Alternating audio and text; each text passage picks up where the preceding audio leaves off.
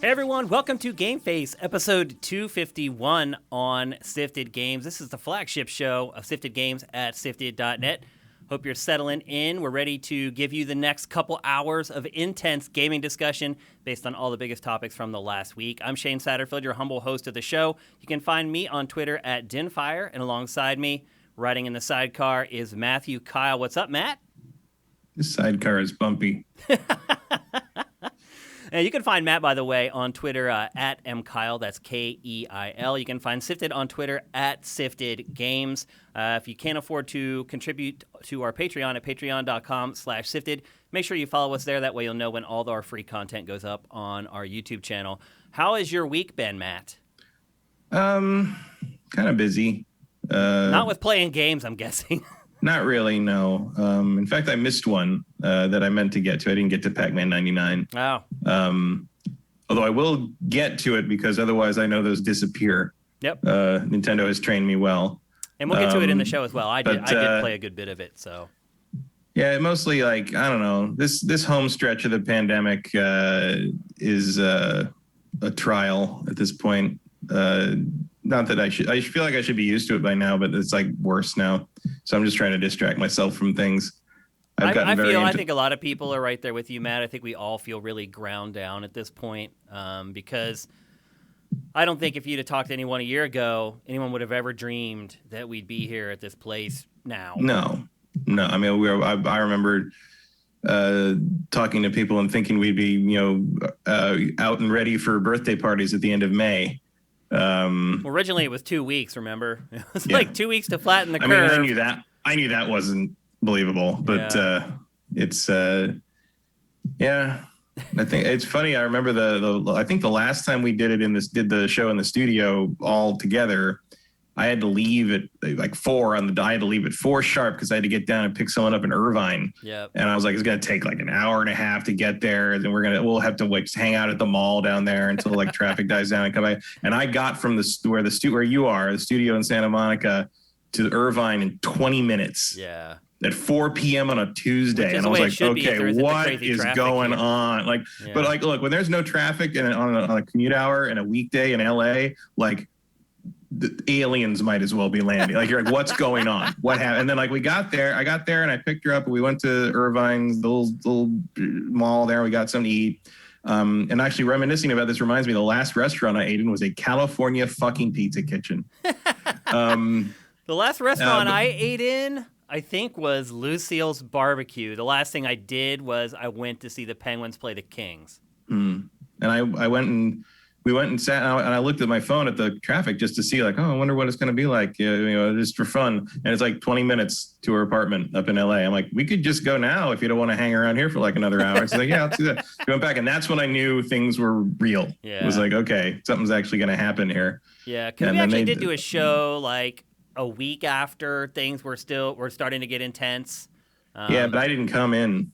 Like you and Mitch were there, but I zoomed in. Yeah, because here we have like you guys may not even remember because it's been so long since we've done a real show in the studio. We have that divider in between the two rooms, so I could stay in one room and Mitch could stay in the other room. We were perfectly safe. But then it just got to the point where it got so bad that I was like, I don't think it's safe to be anywhere near other people at this point. So we ended up going to our Zoom call version of GameFace, which has worked out surprisingly well, I'll say. Yeah, I mean, I enjoy not having to drive to Santa Monica and back. But yeah. I mean, even it certainly loses something that in the dynamic department. Our discussions aren't as good as they used to be. I would definitely agree with that. But production quality-wise, after a while, I'm pretty happy with the way the show looks and now sounds as well.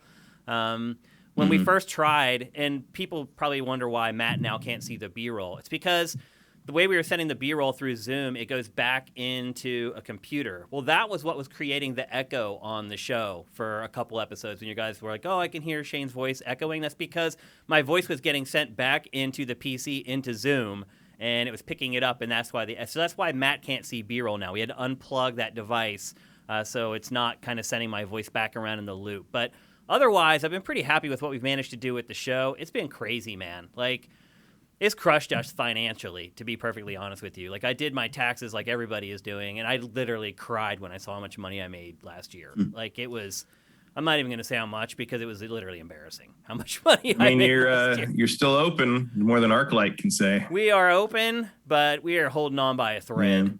We've lost. That was the big tragedy yesterday. Was at ArcLight Theaters, one of the big luxury theater brands in LA, is not reopening. They got so close. It's like they were right there. They're the finish line, 10 feet away. And I think it's almost like if you had federal assistance for businesses, you would have been a different story. Anyway, I've been trying. That venue will come back. Like, you don't revamp theaters into another type of venue that's millions and millions of dollars of development work. And the Cinerama Dome, which was part of ArcLight Hollywood, is a historical landmark. So someone else move in there, probably Disney. Yeah. But it's just a shame. Like, ArcLight was one of the places, like, I think we all, G4, when we first moved to LA, like, I think we all went to ArcLight stuff all the time because there was no theater like that in San Francisco where we came from. And we're like, oh, it's like luxury and everyone has to shut up and they throw you out if you use your phone. Like, it was great. Yeah. So that's a big blow to the movie nerd community. That was here. A great place to go see movies. It was pretty much the only place I went to see movies anymore, to be honest with you. I don't go to a lot anymore, but when I went to ArcLight every time. I pretty much go there. I was, before that, before the end times, I pretty much went there and one of the ArcLight places or the Chinese theater, which is also great. Yeah, we've lost pretty much everyone off of our old subscription system, and our Patreon hasn't really budged. So we're in a bad spot, just to be honest. Like, we're just holding on by a thread at this point. So it's been tough for everyone. I don't feel sorry for myself. I know that people have lost their jobs and they have a lot more priorities in their life as far as spending their money than subscribing to a gaming information channel or publication or whatever. So I totally get it, but that doesn't make it any easier. So we're doing the best we can, just trying to create as much content as we can, trying to keep the stream steady so that we don't lose people, and hopefully we can snag some people. If you guys have ever been on the fence on supporting us financially, right now would be a really good time to do it, like a really good time to do it. If you're someone who watches the show on YouTube, or you listen to the show on any of the podcast services, or if you just tune in to Twitch and watch it for free, we could really use the help right now. So if you've ever been thinking about it, and maybe you got yourself a job again and things are turning around, or maybe you're someone who lapsed and if we used to be a subscriber and you're not anymore and you thought about coming back, now would be a really good time to do that. Just letting you guys know, we'd really appreciate it. One more thing before we get on with the show, and we do have a great show for you guys today. We have tons of topics. It might seem a little bit like machine gun fire. We're not going to spend a ton of time on each one. Well, a couple of them I think we may end up, because I think the discussions could get really good, particularly the first one. But anyway, this Saturday, we'll be doing the live recording for Ask Shane Anything. We did one last month. Not a lot of people showed up. It's really bizarre, Matt, because I see other Patreons, and they do stuff like that, and it's like the most popular thing they do. But we did one last month, and like we had hardly anyone show up. It's happening on Saturday at noon Pacific, 3 p.m. Eastern. If you're a patron at $7 or more per month, you can get in on the Zoom call. And we could take as many people as show up, and the more people that show up, the better it's going to be. So put that in your calendar, mark it down somewhere. I think that was part of the problem. People were like, oh, yeah, Shane mentioned that, and a lot of people forgot about it before Saturday rolled around. Saturday at noon Pacific, 3 p.m. Eastern. Please show up. Bring lots of questions. I will answer all of them. And then right after I finish that, Matt, I am going for my first vax shot. I am finally getting my first vaccination shot on Saturday. I was supposed to get it yesterday, and I got there, and here's the funny part. All they had was Johnson & Johnson. And I told the person up front, I'm like, that's the last of the three that I wanted, because it's the least effective of the three. Mm-hmm. And they're like, well, too bad. You can go reschedule and leave. And they're like, but appointments aren't until like June now or something, because they just opened up California to everybody, 16 and over or 18 and over. Is it 16? 18. 18. I think it depends on I think you have to be 18 for Moderna, but Pfizer can be 16. Okay. So anyway, I kind of said at the door, I'm like, I don't really want Johnson & Johnson. They're like, well, you can wait until June. And I'm really trying to go home. Like, I have not seen my family in a year and a half. Like, all I have left is my mom. I haven't seen her in 18 months. But all my sisters, my nieces and nephews, everyone, I haven't seen in like a year and a half. So I'm really trying to go home. So I was just like, screw it. I'll get the Johnson & Johnson. So I went through the whole process. And it's amazing, by the way, Matt, like how slick and big everything is here in LA. Mm-hmm. Like, how everything was set up, I was impressed. I was like, wow, like, this is impressive what they've done here. They had 20 vaccination stations at a Marriott. Like, they had taken over, like, the ballroom of a Marriott. They had 20 vaccination stations. They had a huge room that you went into that had, like, 5 nurses in it for monitoring people after they got the vaccine to make sure that they didn't have a reaction or whatever. And I sit down in the chair, and she's like, are you ready? You're getting the Johnson & Johnson, right? And I was like, I guess. I don't really want that. And she's like, what do you mean? And I'm like, well, it's the least effective. I would rather have one of the other two. And she's like, well, then why don't you get the other two? And I was like, well, because the waiting list is too long and I want to see my family, blah, blah, blah. She's like, sit here, honey. And she left and came back and handed me a piece of paper. She's like, you have an appointment for Saturday at 2 o'clock. So she hooked me up. And then today, I'm sure a lot of people saw the news about the Johnson & Johnson vaccine causing blood clots, which is really just all a bunch of BS. Like 6 people have got it out of like 8.6 million people who have got the vaccine. They took a bigger risk driving to the place to get the shot. Yes, it's nothing. It just gives fodder to really, like the anti-vax people, though. It's a shame it even had to be made public because it's a non-thing. To be honest, not a thing. Like if you look at like all the disclaimers at the bottom of the commercials for like allergy drugs. Like the chances of dying from an allergy drug are higher than like having a problem with the Johnson & Johnson vaccine. Clotting issues are something like 15 times more likely with birth control pills than it is with the vaccine. Than this. Yeah. Like it's nonsense. But this is going to get spread all over and smeared by the anti-vaxxers and blah, blah, blah. So anyway. People who want to believe it are going to latch onto it. It's just going to be more, eventually. I am done with my vaccination stuff. I got lucky and found a place that had some doses we're gonna have to throw out in March, and got my first one was Pfizer, my second one was Moderna. Wait, they ran out of Pfizer. You got 2 different vaccines? Yep. I didn't know you could do that. They don't like you to do it because it messes up the bookkeeping. But if you can't get one or the other, the 2 mRNA ones are pretty much compatible. The pharmacist described it as a paperback and a hardcover version of the same book. Interesting. And a lot of doctors have ended up doing that because of supply constraints, apparently, mixing them. So there's theoretically the exact same effectiveness. Oh, I didn't know that. Yeah. The only downside is Moderna's side effects are worse. And so they were. They were. But, interesting. But I'm done with it now. Yep. I'm getting Moderna on Saturday. I don't know what'll happen in 3 or 4 weeks when I get my second one, but I'm getting Moderna on Saturday. The good news is that it was only like 7 to 10 hours of feeling ugh. Yeah. And my mom got Moderna and didn't feel anything. Literally. Yeah, older people feel less. She's 70-some years old, and she's less active immune systems. She's like, my shoulder was sore, like I had just gotten any shot, and that's it. She didn't feel anything from either one of them. And they say the second shot is supposed to be worse than the first. So yeah, it depends. The second one for me, you know, like when you've been sick for a while, and like you had that first day you feel better, but you're not 100%. Yeah, that's what it felt like. Yeah, so not terrible. I've had way worse. Let's see. Before we get going, I want to thank people who subscribe with Twitch Prime. Also, people, if you can't afford to help us on Patreon, Twitch Prime is a great alternative. There are instructions on YouTube down in the description to do that. Let's see. Sound Wizard, thank you for Twitch Prime. Mike's Q, thank you for Twitch Prime. Tiny2K, thank you for Twitch Prime. See if we got any more here. We're getting towards the middle end of the month, so most people have subscribed by now. JM Rain 99, thank you. Thank you for all the gift subs again, JM Rain 99. You're giving out to our audience who are on the stream. Another reason to tune in live for GameFace at twitch.tv/SiftedGames. Tiny2K, thank you for all the gift subs to all our viewers. It's freaking awesome. Let's see if we got any more. Okay, that's it for the early part of the show. And it's time to get on with the show. That's one of the longest intros we've had in a really long time. But it's time to get on with the show. We're going to kick things off with undoubtedly the biggest story of the week. Jason Schreier strikes again, Matt. So here's a little secret for everybody. Jason Schreier is coming on 3-Night Weekend in 2 weeks. Oh. I think it might be He's blowing the lid off Sifted. He has a new book coming out that I think releases like a few days after that episode will go live. So he's going to come and talk about his book, obviously, but we're going to talk. It's probably going to be the best episode of 3-Night Weekend yet. I've already got questions together for him.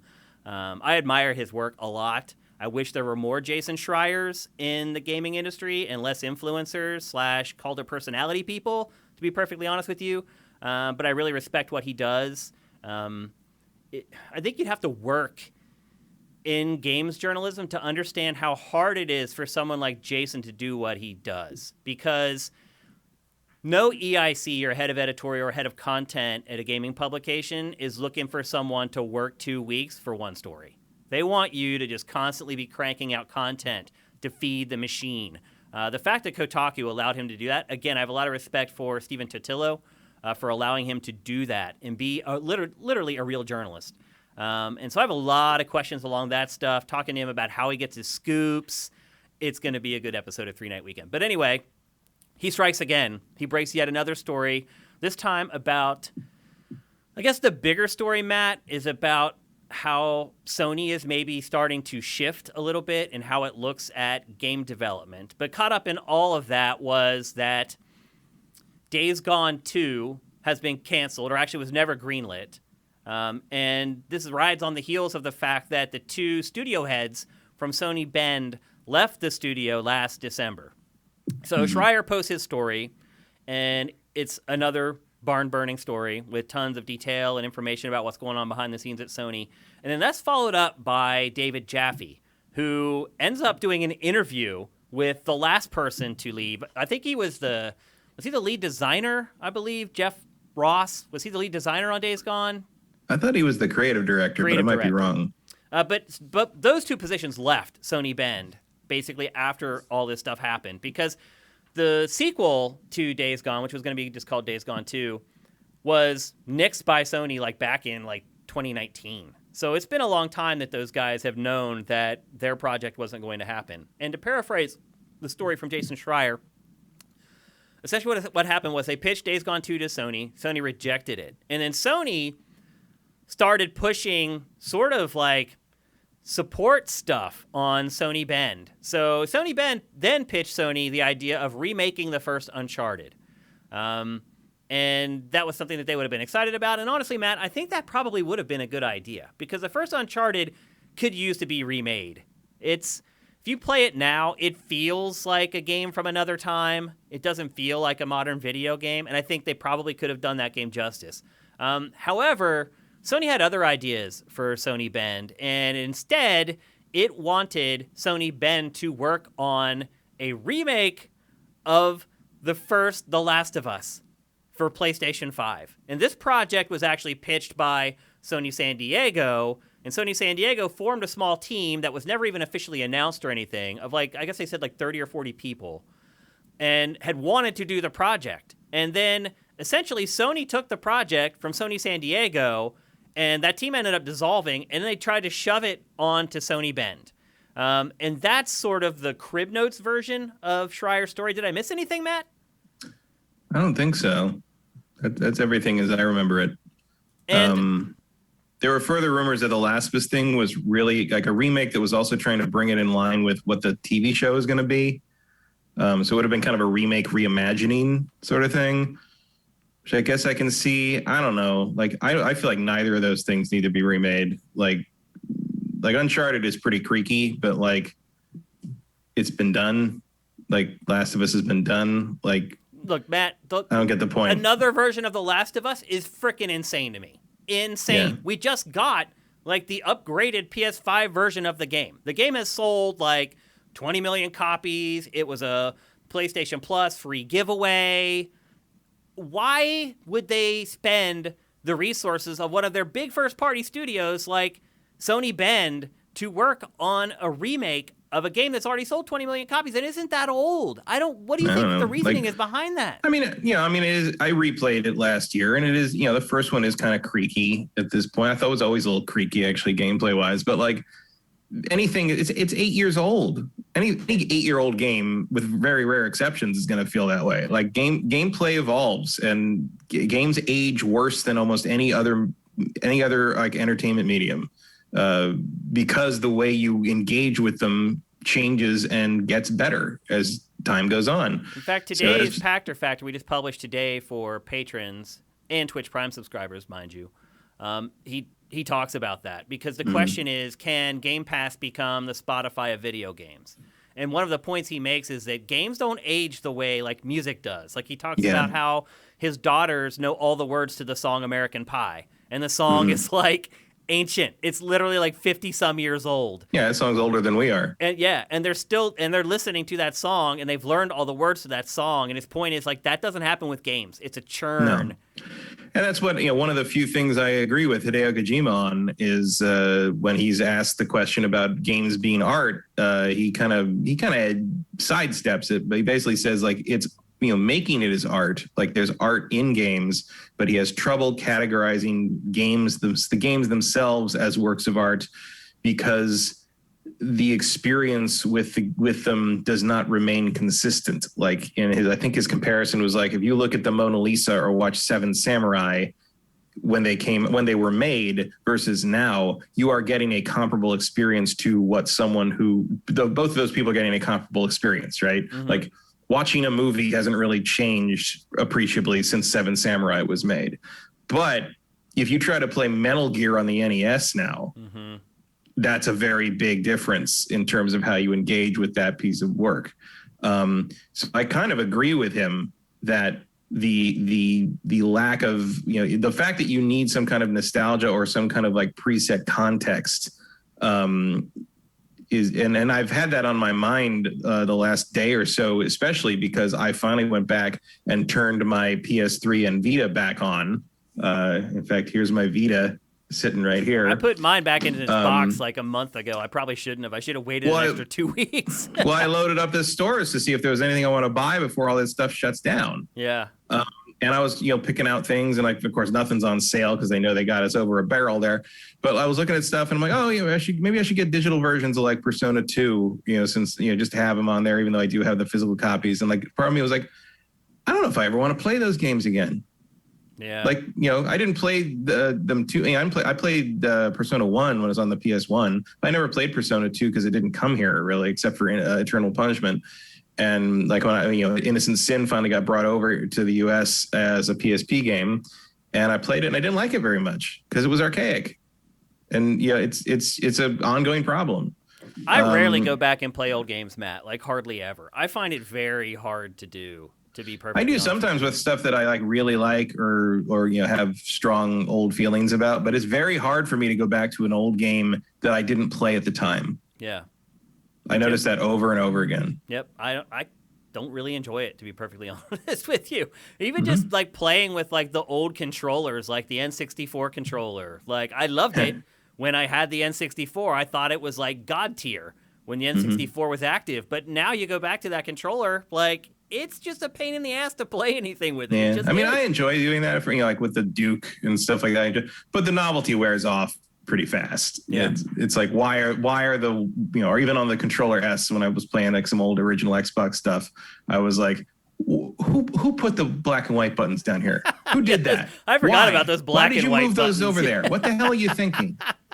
It is crazy. So Jeff Ross, who was one of the lead developers at Sony, Ben, went on Jaffe's show, and I recommend watching it, by the way. It's on Jaffe's YouTube channel. I think it's actually youtube.com/Jaffe or something like that.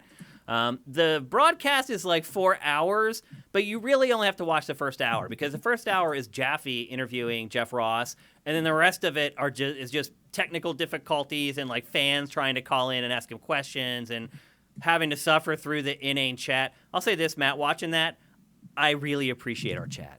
Our chat is like God tier compared to most online chats.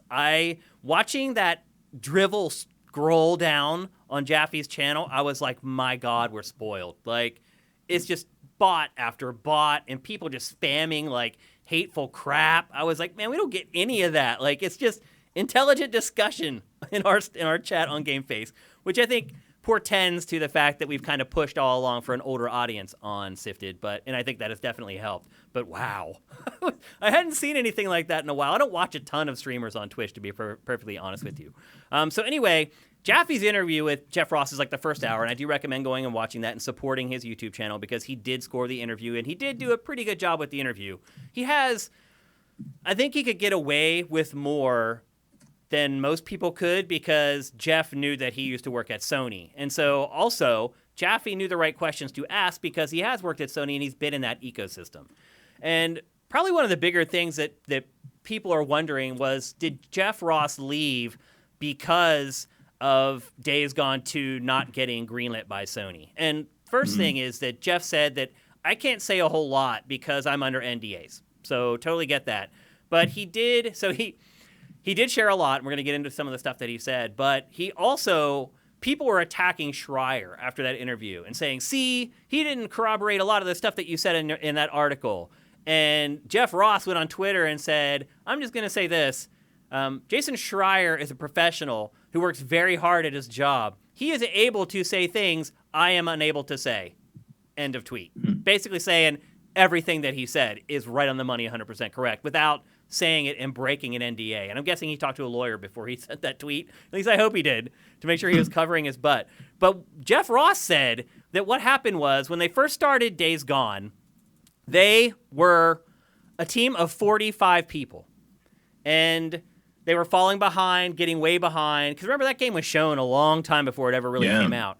And he said that, they started staffing up as time went on. And he said by the time they got to the end of the project, the team was about 120 people strong. And he said, and this is interesting, that really the big problem that they had was that all the new employees were millennials. I mean, he said that straight up. He said, he said that they didn't want to iterate, that they would finish something and that was it. They didn't want to go back and work on it again. And he said that's how development works. You build something, there's something wrong with it, you go back and you fix it and you polish it up and then you move on. And he said none of the new employees wanted to do that. He said that they would chafe anytime someone came to them and said, you need to go back and work on something you worked on again. And it was a constant struggle with his millennial-aged employees to get them to want to polish up the parts of the game that they worked on them to their satisfaction. He said it was just a constant struggle. He said they also didn't want to crunch. And so anytime the clock struck 5 or 6 o'clock in the evening, they would either leave or they would want to leave. And if they weren't allowed to leave, they would throw a fit. And he said that they ended up spending so much time managing the new workforce as far as people not wanting to iterate on their work or just wanting to leave early or just leave on time, really. I'm not going to lambaste anyone for thinking they should get to leave at the end of the day. Yeah. But I have encountered the refusal to iterate thing with the younger generation. That I do recognize. I mean, look, I'm the same way. I don't like doing multiple drafts of things, but sometimes you got to do it. No, every time you have to do it. Every time. I've never written anything that I haven't done at least 2 revisions on, ever. Like, the second revision is just to make sure you haven't made, like, spelling and grammatical errors when you were typing like a beast. Third time is when you really polish it up and make it sing. You have to revise everything. Anything creative that you work on, you always have to revise it. You always have to iterate it. Like, I mean, it's certainly a team-based thing. I write final drafts usually. Like, I'd say at least 50% of the time, outside of spelling typos, what I write is what goes up. But I can organize things in my head very carefully before I type anything out.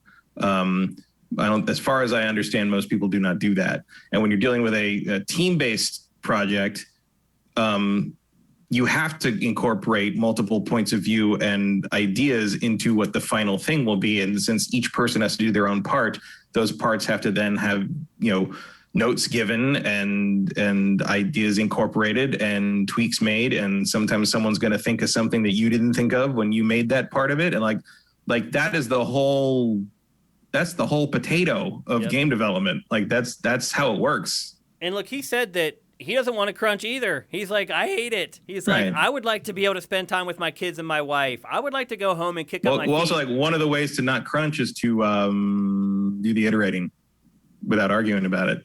Yeah, this is true. But that's what he said. He said a lot of their time was spent just managing the new employees. And he said that the employees that they brought in didn't know who anyone was, and they were all fresh. A lot of them were fresh out of school or fresh off of their first game, and so they didn't have a lot of experience with how game development really worked, and particularly how big budget, quote unquote, AAA development worked.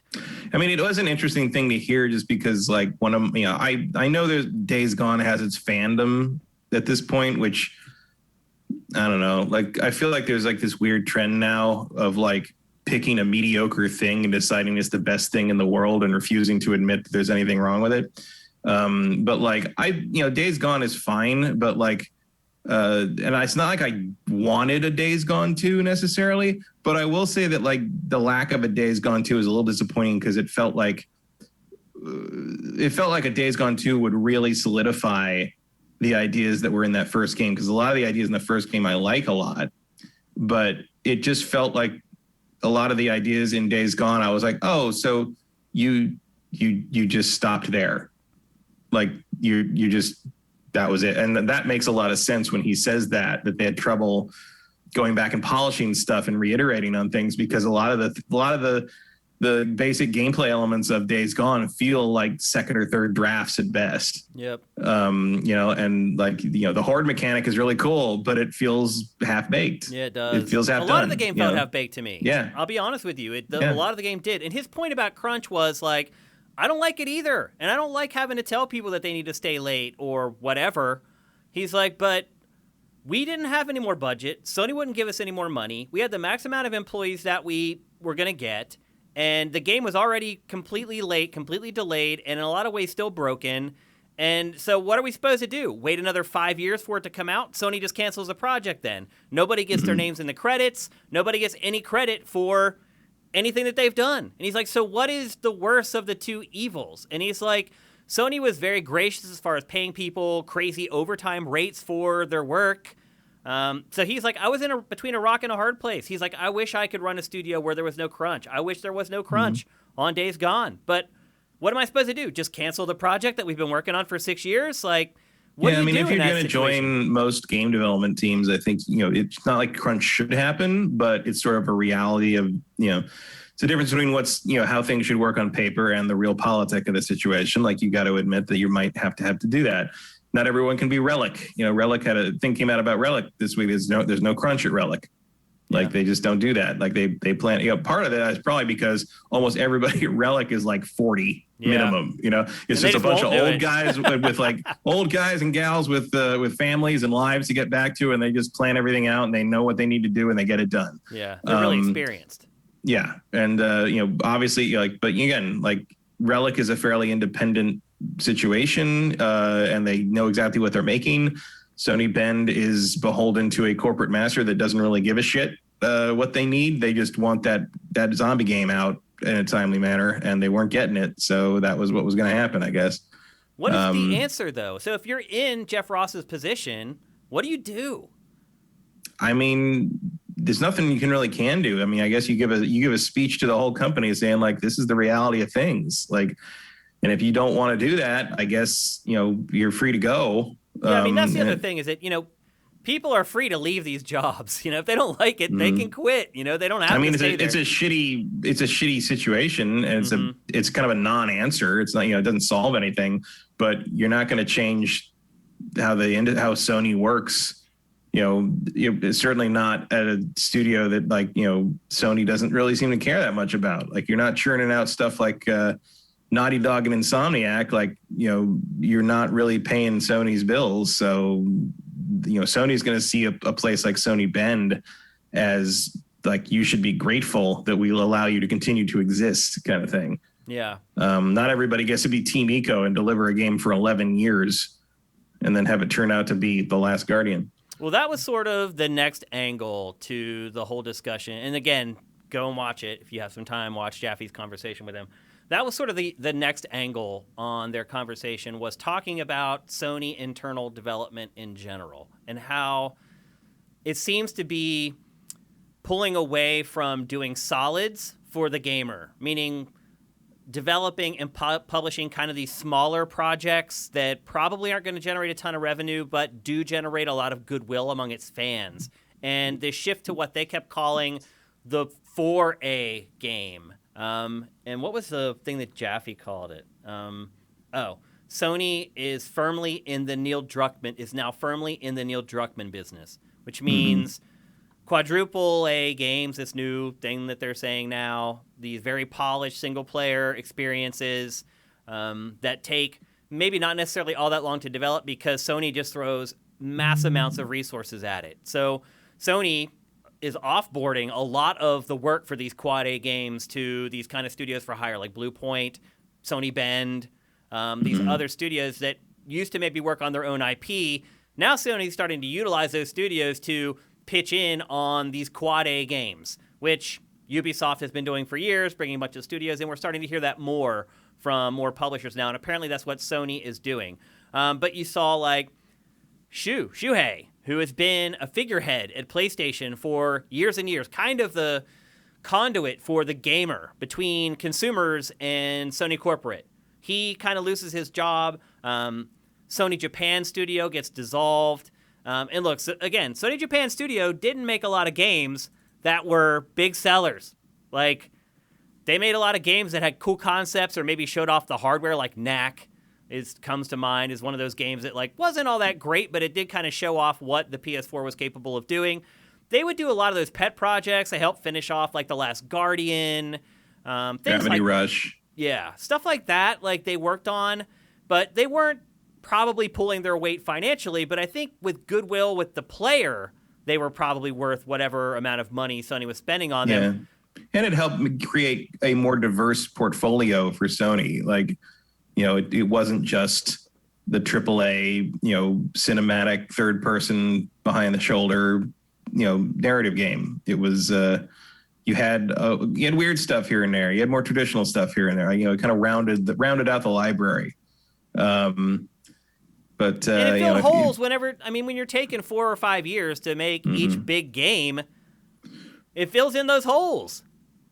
Yeah, I mean, for people like us, I guess, but like, you look at the sales numbers, clearly a lot of people didn't mind that they had nothing to buy during those in-between periods. They were just waiting for the next thing. Or they buy big third-party games. Yeah, because, you know, and I saw some discussion this week about, like, well, if these are the big, you know, these quadruple A games are like the thing that drives everything and it's the greatest, like, sales thing in the world, how come everybody doesn't make them? And of course the answer to that is because they're hard. And like, Sony's good at it. Sony studios are really good at it. Specifically, Naughty Dog and Insomniac are good at it. Like that is, and Sucker Punch turned out to be good at it with Ghost of Tsushima. Like, it is not, that's not a slam dunk. Like, even Ubisoft has struggled to kind of bring Assassin's Creed into that mold. And then, you know, the company that made the game that, you know, if you go to almost any AAA kind of open world RPG / adventure action game development right now and ask them, like, what's your primary template, almost all of them are going to say The Witcher 3. And the people who made The Witcher 3 just ran into a wall, just crapped the bed, like, trying to do it again. Like, it's, you know, it's not easy. If everyone can do it, Sony wouldn't be doing as well as they are, because Sony does it better than anybody. Do you think even though the perception that there are these other exclusives, even if people aren't planning on buying them, or they look weird to them or whatever, or they look very Japanese, or whatever excuse they give for not buying them, do you think just the perception that they're there helps move hardware for PlayStation? Not in any appreciable manner. No. I mean, they're not really there right now, and it's not like you can go find a PS5 anywhere. Yeah, I mean, you can't find an Xbox either, though. Yeah. Well, Xbox says even less, so maybe nothing matters. Maybe it doesn't even. Is it really about the hardware that much, do you think? Because it's been a pretty dry spell. It's hard to judge I think it's hard to judge anything by the situation we've been in the last year. Like, the new consoles, for all the horrible shit that's happened over the last year, the new consoles, I think, benefited tremendously from the situation of the pandemic created. How do you feel about that statement? They're in the Neil Druckmann business. Not tops. I mean, I like the kind of these standard issues cinematic AAA game for the most part. Other than Last of Us 2, I have not been a huge fan of Neil Druckmann's output, narratively or gameplay wise. It's well known on this channel that I hated Uncharted 4. Yeah. You know, I'm always interested in what he's going to do. Because he is a force and a personality in the industry, and clearly, he's focusing on the TV show now. Like, yeah, I mean, clearly he believes in what he's doing, and he, you know, he's. You know, I don't like Uncharted 4 because of the decisions it makes. I don't. It's not like I dislike Uncharted 4 because I think it's a bad game. Yeah. I just don't like its creative choices, which is a different thing from saying it's bad. But at least I can respect that Neil Druckmann believes in the stories he's telling. And that's better than the alternative. They're just someone churning out heartless, product kind of thing, which I don't think he does. So, and I think Insomniac has never made anything, with the possible exception of Fuse, that didn't have its heart and soul in it. Yeah. And like, as long as Sony keeps putting stuff out like that through companies like that, I'm pretty happy with it. Matt, do you think the Quad A is the way to go, though? Or do you think maybe if you're going to strive for that, you need to maybe dial back the scope of these games a little bit, and maybe they're not 50 hours, they're 20, 25 hours, and then you have time to polish up the game? Like, do you think maybe Days Gone just was, because it was huge, it took like 40, 50 hours to finish that game? Like, to me, Sony Bend probably could have created a pretty polished game that was 20 or 25 hours, but like when you're trying to polish up all the cinematics and all the later gameplay systems and balance everything that lasts for 40 hours, like there's a lot of extra work that comes with that. I don't really agree with that, because Days Gone is so full of filler that if you had gotten it to a level of polish at 20 hours, it could have still been the 50-hour game we got, and the polish would have been about the same, because there's nothing different in those added 30 hours. Yeah, but instead of working on cinematics you still have to create cinematics. You still have to create missions. I think the number of cinematics would have been the same. Like story, it's a 50-hour game, but it's a 15-hour story. Let's be honest. Like it's if you put that whole thing all together, it's not that long.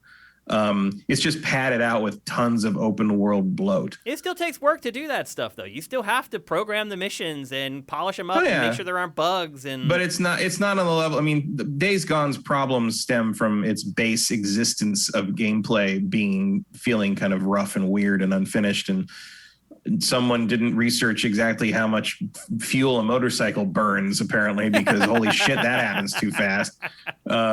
It's just an exercise in frustration most of the time for me. And if you made it 20 hours, I would just been frustrated a shorter amount of time. Like the polish could have been there, but like, I don't know. I just feel like because part of my problem with what was wrong with that game, I think is that they just didn't find the game. That doesn't, you can polish what's there as much as you want, but I don't think they did the middle part very well.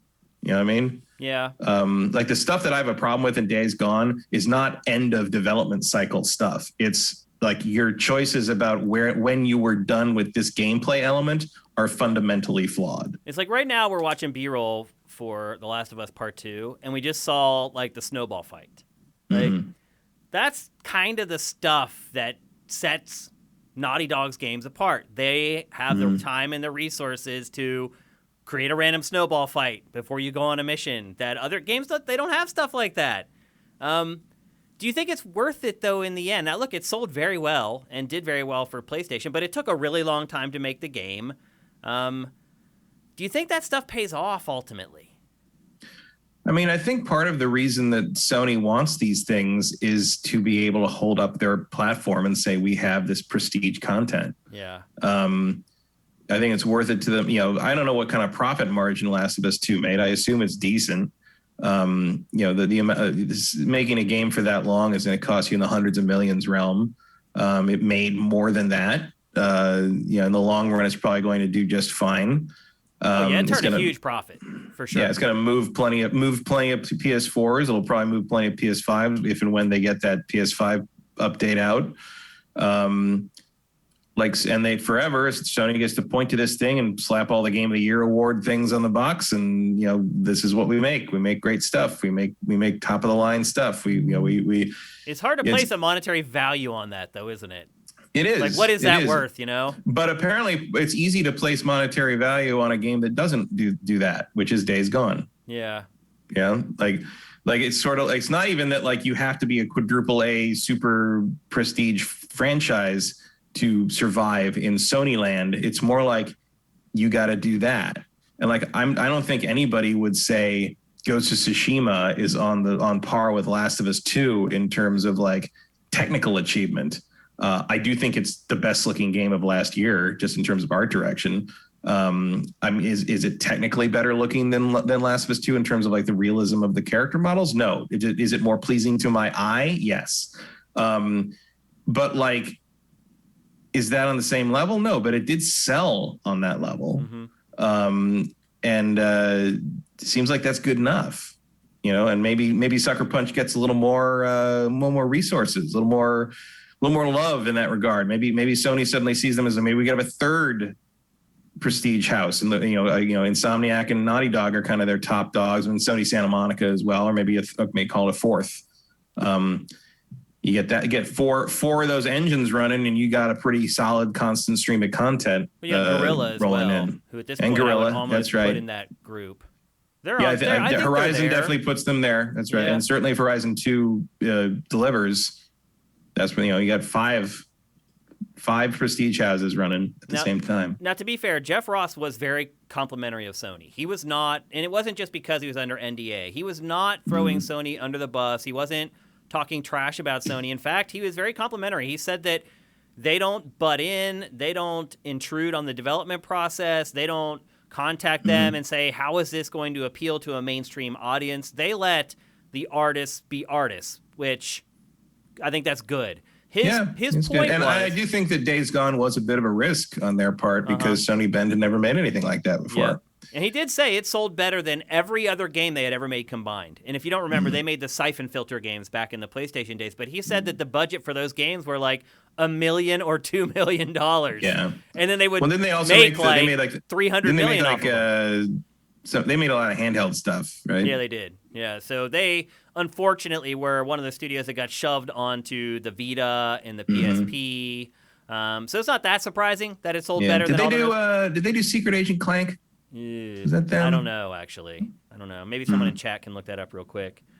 So in light of that, kind of the third big topic that they touched on in that discussion with Jaffe was, okay, if you're going to follow this quad A route, which is a lot of time, a lot of resources, you're pulling in people from other studios to help you work on these games to finish them, which means they're not working on other stuff.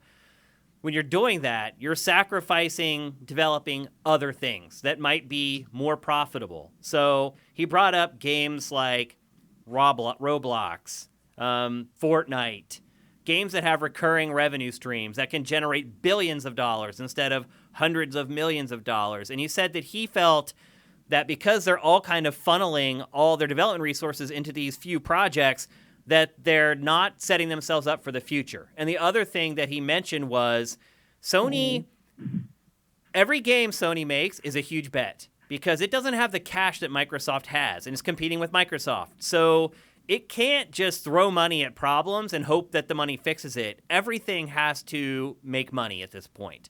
And because they're basically pulling Sony corporate along, PlayStation is its most profitable division at this point. Its TV business has really sunk.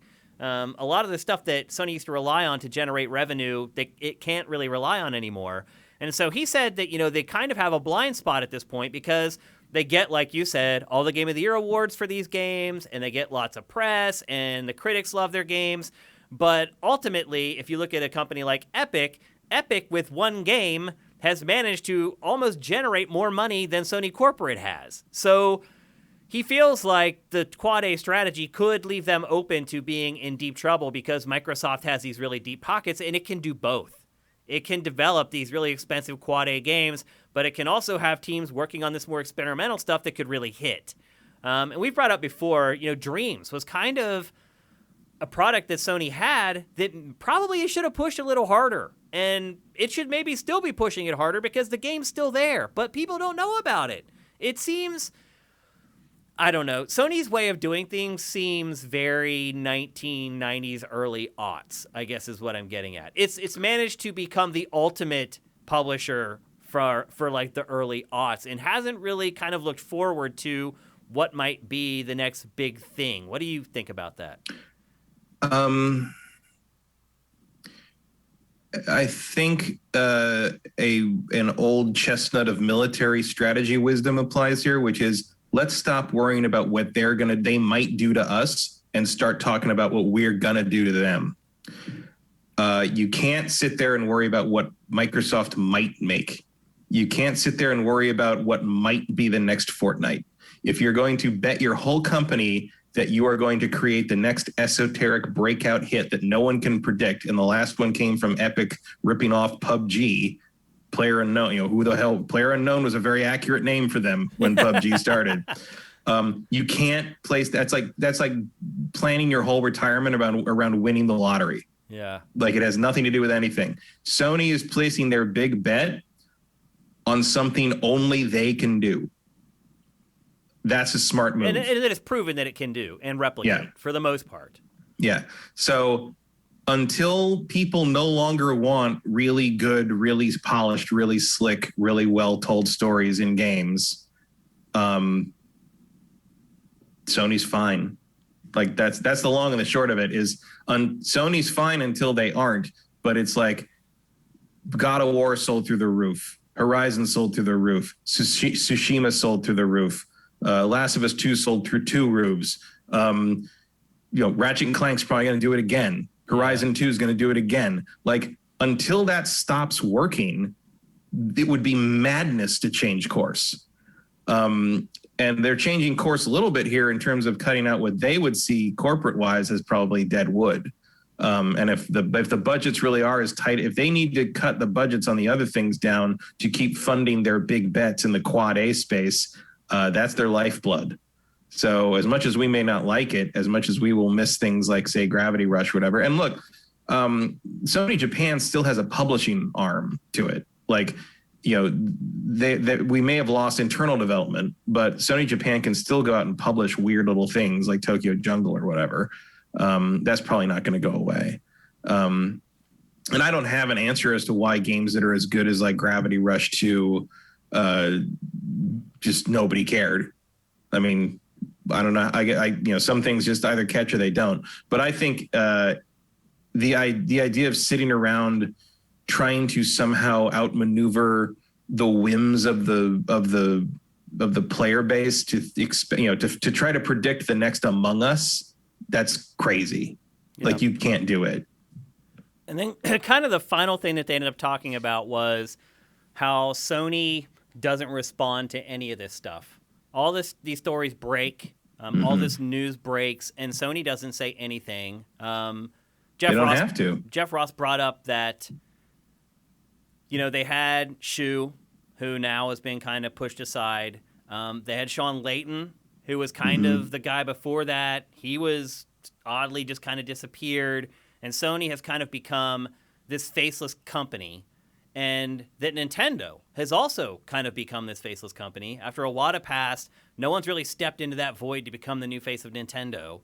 And so they had a brief debate on what's better. Is it better to just sit back and not say anything? Because Jeff's contention was, you're only going to screw things up if you talk. They're like, sure, you may get lucky and you may say exactly the right thing that satisfies everybody, but more times than not, you're probably going to say something that's going to at least piss off a part of your fan base. And so, and then they went on and talked about Phil Spencer, and he seems like he's juggling things pretty well right now, but that could quickly change, which it has. I mean, he's had his ups and downs. Personally with me, I've had ups and downs with him. What do you think is the better strategy, Matt? To be faceless and not react to all this stuff that kind of comes out in the public, or to address the issues and talk to the fans? I mean, I think ideally you would have someone that can address it. I think Nintendo was probably at their strongest when they had Sakurai and Reggie kind of tag teaming in the PR face department. But if you don't have a Reggie, which Sony doesn't really, it's probably wiser to stay quiet. And also, the most face company in human face on it company in gaming in the 21st century has probably been Nintendo, because they just happen to end up with an executive wing of strong personalities and people that could be entertaining in front of a crowd, which you don't necesserally get with most business executives. It's not a thing. Like Sony has struggled with that in general. Like Sony has struggled with having a personality on stage a fair amount. You went to see Reggie and kick ass and take names, and you went to the Sony presser and you had to watch Jack Tretton. It's a very different energy. And Sony's always been very corporate anyway. It's always like going to Nintendo's pressers was like going to a friend's house. and going to Microsoft's was like going to a rave, and going to Sony's was like going to a shareholder meeting. Yeah. Like that was just how it always was. Yeah. And there's a button down quality to how Sony interacts with the world, and it always has been. And I don't think you're going to shake that corporate culture no matter how much you want. So it's probably seeing like, look, staying quiet hasn't hurt them. The PS5 sells faster than they can make it. Yep. These games sell like crazy. Even when you think something might be controversial or turn people off, like some of the content of Last of Us 2, even when word of mouth is flying around enthusiast sites about like, oh my God, the spoilers are horrifying. Doesn't matter. They laughed all the way to the bank. Yeah. Yeah, absolutely. And most people liked it. Like it was all for nothing. It was why rock the boat on that? Why address any of it until you have to? Really. A lot of fans were pissed off though reading this story. I mean, you could see it again in the chat during Jaffe's discussion. Oh, sure, absolutely. But are they going to not buy God of War Ragnarok because of it? Right. No, who gives a shit what they think at that point? Like that, like if I'm Sony, who cares? That's the last thing fans want to hear. Who gives a shit about what I think? but that's the fact of the matter, isn't it? It is, yeah. Doesn't matter because until you decide you are going to, put your money where your mouth is and not buy Horizon Forbidden West and not buy God of War Ragnarok in protest or because you don't want to have anything to do with this company that has disrespected what you prefer. Nothing's going to change. It's like we've been saying on GameFace for 5 years. You speak with your money. Going in a chat and flaring off, not going to do anything. Going on Twitter and flaring off, not going to do anything. Yeah, you might get you a 4-hour cut of a really boring movie, but it's not going to make Sony change his mind about anything. I promise. Touche. So anyway, that's the state of Sony. I don't know, Matt. It feels like they're flying off the rails a little bit. For the first time in a long time, I feel like Sony might be a little vulnerable because I think that's true. I mean, I don't think. Here's the other thing: is like I don't know if they're vulnerable because of anything they're doing that Schreier reported on. I think the vulnerability comes from the fact that Microsoft might actually get its act together in the next few years, and Nintendo really has its act together. Like Sony right now has the stiffest competition I think it's ever had. Would you agree with that? And Sony has not faced direct competition from Microsoft for years. So who knows what's going to happen when they come head to head? Nintendo is competition, obviously, but they're not exactly competition because they're different power levels. They're not making the same kind of games. Like they're if you bought Mario Odyssey, are you going to like pass up God of War? I would argue that Nintendo's focus is more on single player games. Yeah, but they're very different experiences. Like they're a more general audience. They're not producing M-rated games. Right, but what I'm saying is like nothing that Nintendo makes really competes with what Sony makes. Like if I have Nintendo's latest release, if I have Breath of the Wild or Mario Odyssey, am I going to feel like owning those games makes God of War or Horizon redundant? No. I don't think it's redundant, but I think maybe there might be some people, let's say God of War and Breath of the Wild 2 comes out at the end of the year. I think there might be some people who don't have a big budget who might have to choose between those two games. Is that fair? I don't know. Well, first off, neither of those are going to come out at the end of the year. Right. I'm just providing an example. I don't think those games are going to come out too close to each other either. Like I think I'm just saying you're saying they don't compete, but I believe that certain games do, at least on a certain level. I don't believe that. I don't believe that there are people who are not buying one of those over because of the other. Like, and if they do have a budget issue, they'll get the other one the next month.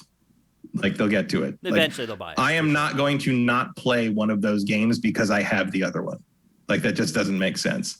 And the sales numbers, I think, back that up because otherwise, if you're going to say that everybody buys this one game is different from the people who buy the other one, they got millions more people playing these things than we thought. But there could be people that bought an Xbox Series console and this Christmas they're like, maybe I'll finally buy a Switch or I'll buy a PS5. Those two games could maybe be what helps them determine whether they want to buy first you have to be able to buy a PS5. Right. Like I don't, if you bought an Xbox, I'm going to guess you're more into the big budget stuff. Or Game Pass. Maybe you didn't realize, or Game Pass. Maybe you didn't realize that the big budget stuff for Xbox isn't really coming for another couple of years. Yep. But what I mean is, like, I think Microsoft's trying to make this stuff that is more directly comparable to what Sony does. For sure. Absolutely. And if they actually get their act together and start putting out stuff that, can stand toe to toe with that, at least from a, advertising on an NFL game perspective. Sony hasn't faced competition of that nature in a very long time. I don't think so. It would be interesting Nintendo to see what happens Microsoft when they have been when that this happens. strong at the same time ever. Mm-hmm. Ever. I mean, we're gonna have to see if Microsoft really is as strong as we perceive it to be right now, because it feels like they're making all the right moves, but the proof is, of course, in the pudding. Where is Halo Infinite going to turn out to be any good? Is Hellblade 2 going to turn out to be any good? Like all these things that are in the pipeline have to actually deliver. And all that. Like that Fable game better be fucking pristine, people. Like I'm going to be very irritated if Fable is not good. I'm nervous about that game. I'll be perfectly honest with you, because I mean, I'm Fable. I like the Fable games, but they are kind of this endless string of, similar to Days Gone, an endless string of like. So that's as far as you went with that, huh? Exactly. And the studio that's making it is not. I mean, look, they could pull a Guerrilla Games, and their first game in this genre is like mind blowing. It's possible. Just the odds are not in their favor. They did that already with Forza Horizon. Yeah, I guess. Yeah. So anyway, that's the latest on Sony. It's pretty crazy what's going on there. I love this all, by the way, Matt. I love that all three platforms are doing great. They're all viable. We've also been saying this for 5 years on GameFace. Competition is exactly what you want, because it pushes everyone to be better. Mm-hmm. I mean, I don't think it's a coincidence that a lot of these moves Sony's making right now are an attempt to shore up their quad A, if that's what we're going to call it, their quad A development business, because they have to see what Microsoft's doing. Like they definitely see the forces aligning. Yeah. And I would count some of this as a direct response to them preparing for Microsoft to be an actual threat, whereas they really weren't all of last gen. Yeah. Also, as a follow-up to something we discussed in episode 250, rumors are starting to swirl that Sony is working on a competitor to Game Pass. So we were talking last week about, would they turn PlayStation Now into the competitor of Game Pass? Based upon the rumors that are going around right now, it sounds like they're thinking about launching something new, or kind of wrapping what PlayStation Now is into this new product and kind of rebranding it and renaming it. So yeah, it definitely needs a new name. Again, competition, good. If it's going to push Sony to launch this new service where you can get their library for $13 a month or whatever, like, it's all good. This is exactly what we want, people. We want everybody doing well, so everyone pushes each other. It's going to make better games, better services, cheaper prices, all of it. It's all good. Certainly, for us Sony has been pushed into much cheaper sale prices because of how Microsoft prices their stuff. Well, remember, PlayStation Now at first was $20-some a month, and then they cut it down to like $9.99 a month or whatever once Game Pass launched. So there, perfect example. And Microsoft also, they generally do seem to have better prices, but a lot of times you'll see them match up the prices the following week on the PlayStation Store. Yep. So it's if you didn't have Xbox there, I think it would be a much more uncomfortable situation because of how Sony would kind of be able to run riot however they prefer. Yep, it's absolutely true. So there you go. Latest updates on Sony, big updates. Another huge story from Schreier, just keeps knocking him down. And, one thing I'm going to do when I talk to him about 3 Night Weekend is thank him, because do you realize how many shows he's saved? Not just for us, for the whole industry. How many podcasts he has given content to, because nothing happened that week and he broke some big story. I mean, we just ended up talking about it for an hour, a little less than an hour, a story that he broke. So thank you, Schreier. And I'll be sure to thank him in person when I talk to him for 3 Night Weekend. Up next, another big surprise this week that kind of came out of nowhere. You guys are probably aware of the 90, it's now a series, Matt, the 99 series on Switch. It all started with Tetris 99, and then there was a Super Mario Brothers 99, and essentially these are games where they take a common or popular property, and it's this online environment where you're competing against 99 other players, and you're supposed to be the last man standing. It's kind of like a battle royale format, but it's stretched across like a number of genres now. Tetris obviously is a puzzle game. Super Mario Brothers is a platformer. And now this week, we get Pac-Man 99. And Matt, I have tried all of the 99s. In fact, not just tried, I've played, like legitimately played all of the 99 games. And I will just say that I believe that Pac-Man 99 is the best of all of them.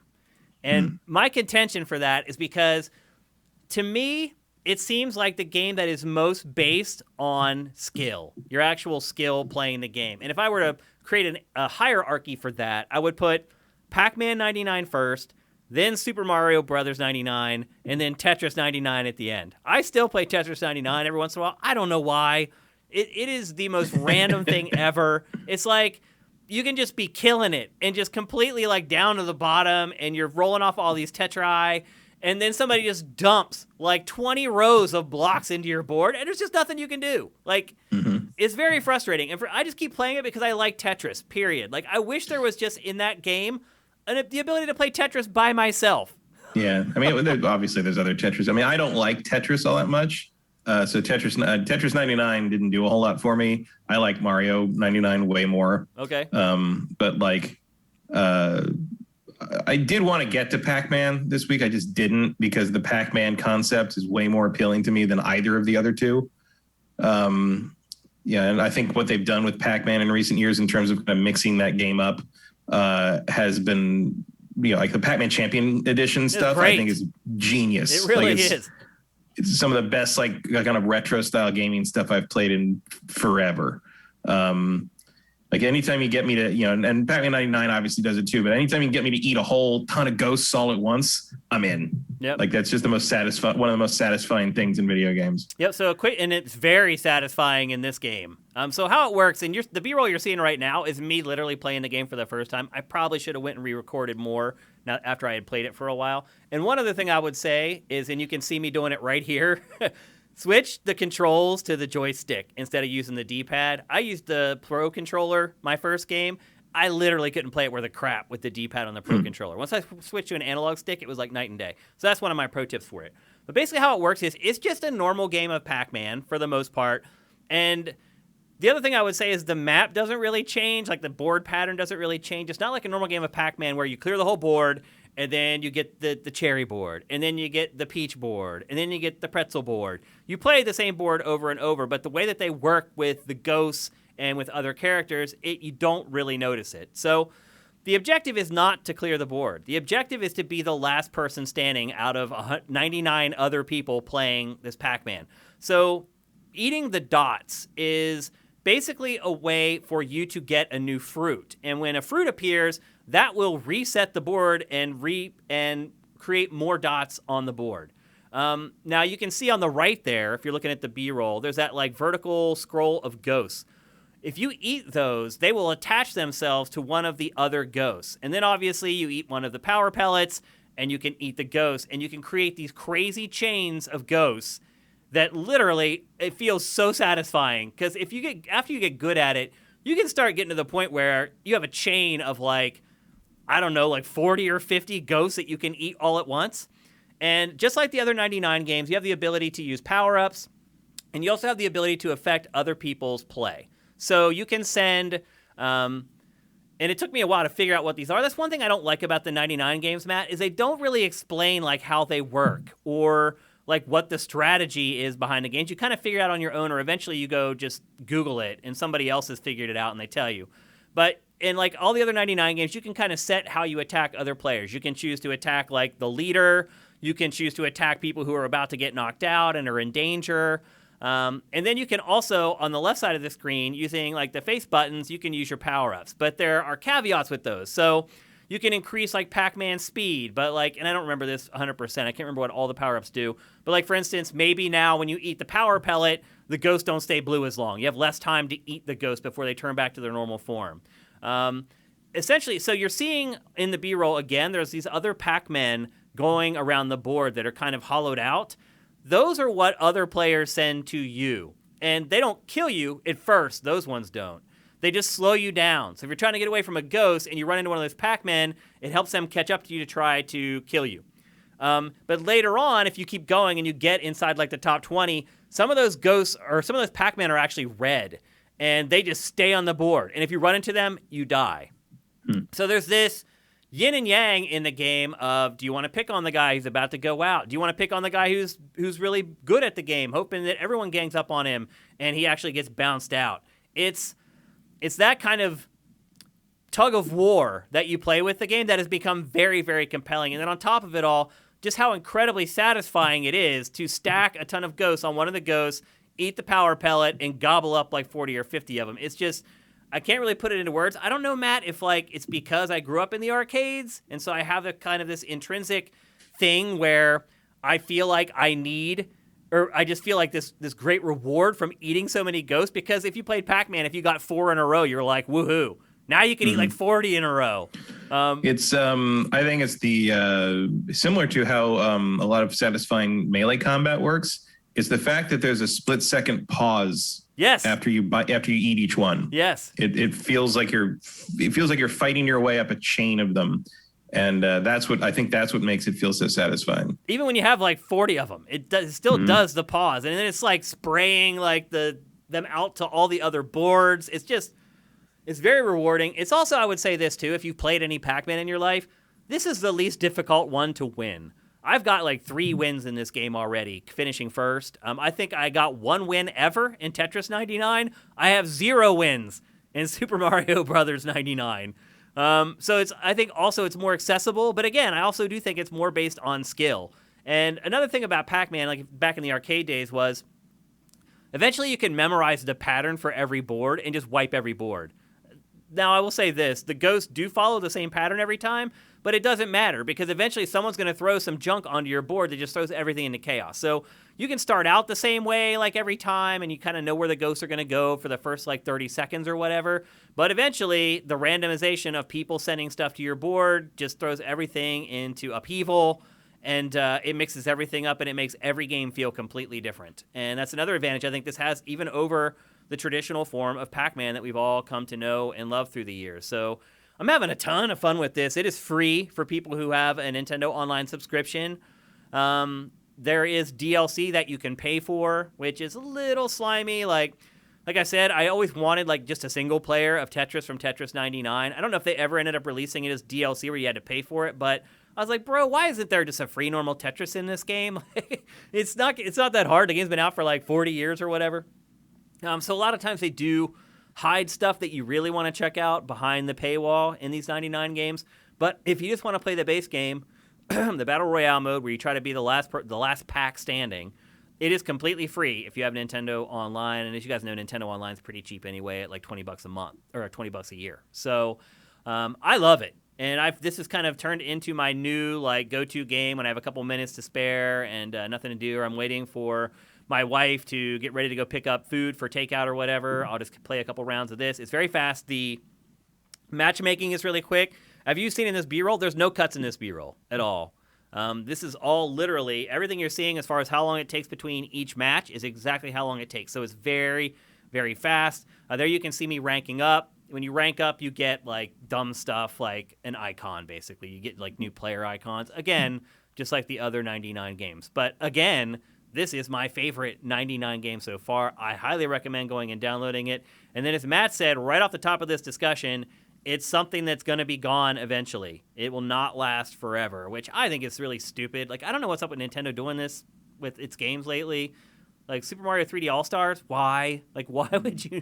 And I'm glad. I mean, like the other 99s have stuck around, but like I feel like this one might be limited because Nintendo doesn't own Pac-Man. Right. Yeah, that's true. That's a good point. It does not own this IP, but I mean, if Bandai Namco, starts generating a lot of money from the DLC on this, why would it want it to go away? Like, I just don't understand the idea behind it at all. Why there's this limited thing. Now, I'm not crying that much over Super Mario 3D All-Stars because I bought a copy of it and never opened it. And I think they said they ended up selling like 5 or 6 million of them or something. So you figure 20 years from now, they're probably going to be worth a lot of money. In fact, I watched a YouTube video of somebody who went on YouTube. There are people asking like $25,000. And like, obviously they know they're not going to get it, but there are people legitimately asking for $25,000 for Super Mario 3D All-Stars right now on eBay. It's crazy. But it's not that far-fetched to think in 10, 20 years, it'll be worth $1,000 maybe. Yeah, I mean, you never know. Like I've been priced. I have a box full of Yu-Gi-Oh cards and boxes of expansions I never opened in my garage in a box, and I started like pricing them out to try to figure out like, what are they? I'd like to get these out of here. Like it's time to kind of clean out the garage a little bit, spring cleaning. pricing some of this stuff out. Some of that stuff is worth thousands of dollars now. It's shocking. The collectible card game market in general has skyrocketed. Like Pokemon cards are worth obscene amounts of money now. Yeah, that E3 Pikachu card that I have. Yeah. Like I'm actually just learning, Matt, by the way, how to like do all this stuff. Like the grading and everything, sending it in to get it graded, and how to package it all There's like with a graded first edition of like Dark Magician from the first Yu-Gi-Oh run. A couple of those just sold on eBay for $12,000 each, like graded in mint condition, 10 condition.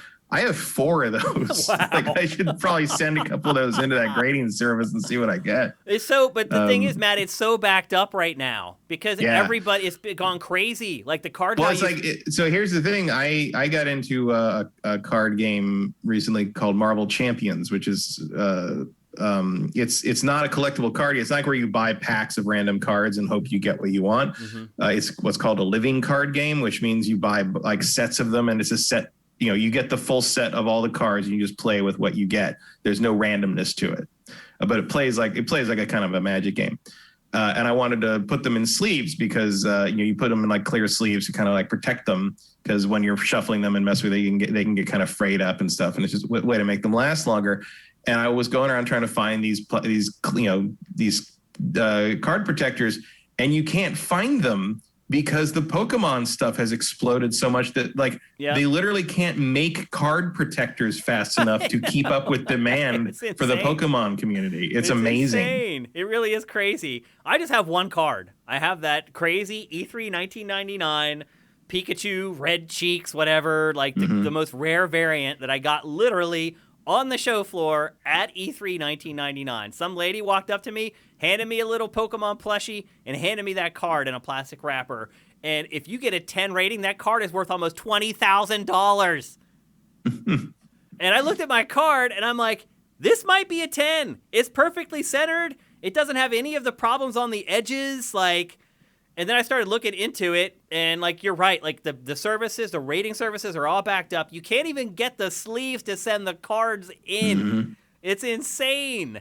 So anyway, I'm going to look into that. But by the time I retire, who knows what that card will be worth? I expect the value is going to go down here, once the pandemic's over and people aren't into it as much as they are right now because everyone's not sitting at home and collecting stuff.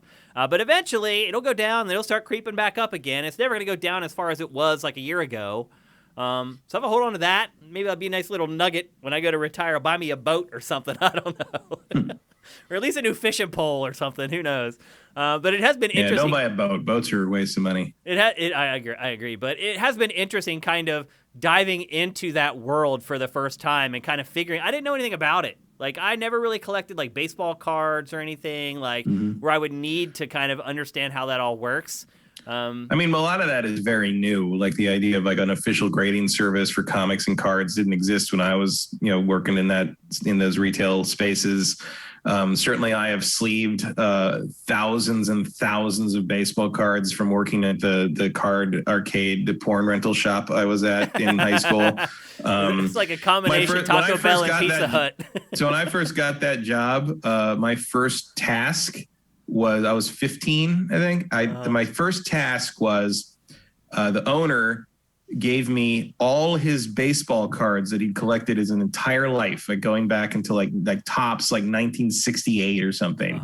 And my job, it was 15, 16 years of baseball cards, and he had all of it, everything. Complete sets. And my job was to go through all of them, separate them all out by year, separate all those out each year by brand, like Topps or Fleer or whatever. Separate all of them out by team, separate all the teams out by player, and organize them all by player individually. So every team had a box with individual slots for all the players for each year, and I basically I spent the first 3 months of that job basically arranging, I would say, 200,000 baseball cards. That's the worst. It was a lot. I had my fingers were cut. They were all they weren't bleeding. A lot of really crappy bubble gum. yeah. Well, they weren't bleeding, but they were just sort of shedding skin from touching cardboard. Yeah, the all cards the time. are taking all the moisture out of your hands. Pretty much. Crazy. And I'm surprised they didn't just have you pull like the ones that were really valuable. Like just look for all the rookie cards. Well, that's what he wanted me to find. Like he literally had them in long, like those like kind of long boxes that are card size, but like he had no organization, no nothing. They've been sitting in a storage locker for like 10 years. And he was just like, I was a kid and I didn't organize anything, so now you got to do it. I'm going to pay for it, so shut up. And that I was only the end collected cards one year, and I've told the story before, but I had the complete 1987 top set. And I traded them for a pair of skateboard rails that are like $5. Like, I was living in West Virginia. There was no skate shops, so we'd have to order stuff from like magazines. Like there would be skate shops in the magazines. We'd call them on the phone. They'd send us stuff COD. Do you remember that, Matt? Yeah. So you wouldn't pay for it. They would send it to you through the mail. The mailman, and I know kids who are younger, I think this is insane. The mailman would come to your door and take the money from you. And if you didn't have the money, they'd send them back. So it was such a pain in the butt to do it. And I was like, oh, I don't care about these cards. And I gave someone a whole set of cards for a set of rails. And I saw that guy when my father passed away and I went home for his funeral. I saw that guy and he still talks about it. He's like, you gave me that 87 complete top set for skateboard rails. He's like, you know how much some of those cards are worth now? And I'm like, don't even tell me, dude. I'm like, I've told that story on our podcast before and it still makes me sick. So anyway. Yeah. There was a kid in my class who, if you remember back in the day, they had, I don't remember which brand it was, but it was one of the brand types of cards in the sets was rated rookie. It was like if they had an up and comer for that year, they got a rated rookie card. It was like kind of one to watch sort of thing. And there was a rated rookie Jose Canseco card. Oh. That was like after a couple of years when he got huge on the A's, he was like literally rookie got cards huge on the A's. Got huge, but his rated rookie cards jumped. Like it was like $80 and it was $100 and it was $150. It was like at one point it was going for like $200, and then like 1986, 87 money.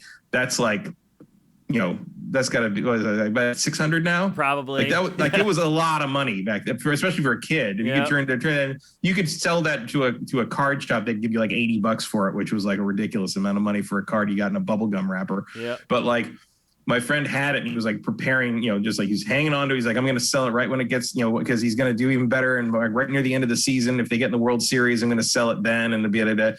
And his younger brother went into his room and took it without knowing what it was. Like, it wasn't malicious. He took it and used it in his bicycle spokes. I was going to say, he put it in his bike spokes. To make the motorcycle noise. Yep. So anyway, those are my only forays into card collecting. I have one Pokemon card, and I lost my ass on a complete set of Topps 1987 baseball cards. All right. All right, let's move on. We're going to talk about Nintendo next. It's been pretty quiet. But Pac-Man 99 is a much better value than doing that. It is. It's free. It's free, absolutely. That transitions nicely into our next topic, which is Nintendo. We just spent an hour talking about PlayStation. It's only fair we talk about Nintendo a little bit. Nintendo has been very quiet lately, Matt. Not a lot of releases happening of late. Even when they do directs, they're oddly quiet. Yeah, they're still quiet. Not a lot of big news in those. They did announce a new color for the Nintendo Switch Lite today. They're calling it, which is hilarious. They're calling it blue, Matt. I'll give you one guess what color it really is. Green? No. Think about it for a second. They're calling it blue, but what color is it really? Purple? Yes. Just like the GameCube. Remember they called the GameCube blue. They didn't call it purple or what. Or they called it indigo, I think. I called it indigo. Yeah, they didn't call it purple. But anyway, this is basically a purple Nintendo Switch Lite, and they're calling it blue for whatever unknown reason. I don't know why. But really the big news this week is that Furukawa, the new president of Nintendo, did an interview with the publication this week, and they were asking him about, okay, what's the Nintendo strategy going forward? And the first thing he said was new IP. Now, he did say, look, we're not going to stop supporting our big properties, obviously Zelda, Mario, all that stuff. We're not going to abandon it. But our big focus going forward is going to be new IP. Matt, do you think this is something that Nintendo has been falling behind on when compared to its competitors? I mean, in terms of new IP that catches on, yeah. I mean, they've made new stuff, but like outside of like Splatoon, I can't really think of anything in the last 10 years that's really stuck. So I did some research, and there is a lot, actually. They make new stuff pretty commonly. They make it once and it doesn't catch fire and they never go back to it again. Well, one thing Nintendo has done is it uses its mascots as a Trojan horse to create sort of new ideas and new concepts. So Kirby has kind of become the vehicle for that. Like there was the Kirby is very malleable. That's true. There was literally and figuratively. Yeah.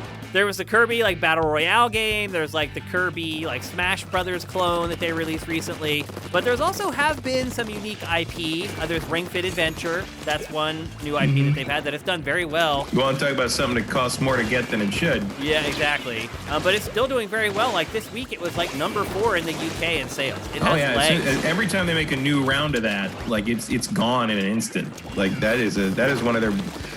It's sort of like PS5. Like that would be a much bigger sales number deal if they could make enough of them to meet demand more regularly. I did not stick with this game. I'm kind of surprised. Neither did I. But like, it's everybody. It's the thing about Ring Fit is like everyone I know knows about it. Yeah. Like even people that I would think it's too obscure to. I'm like, no, everybody knows about Ring Fit. Yep. Even moms know about it. My mom knows about it somehow because they probably talked about it on like.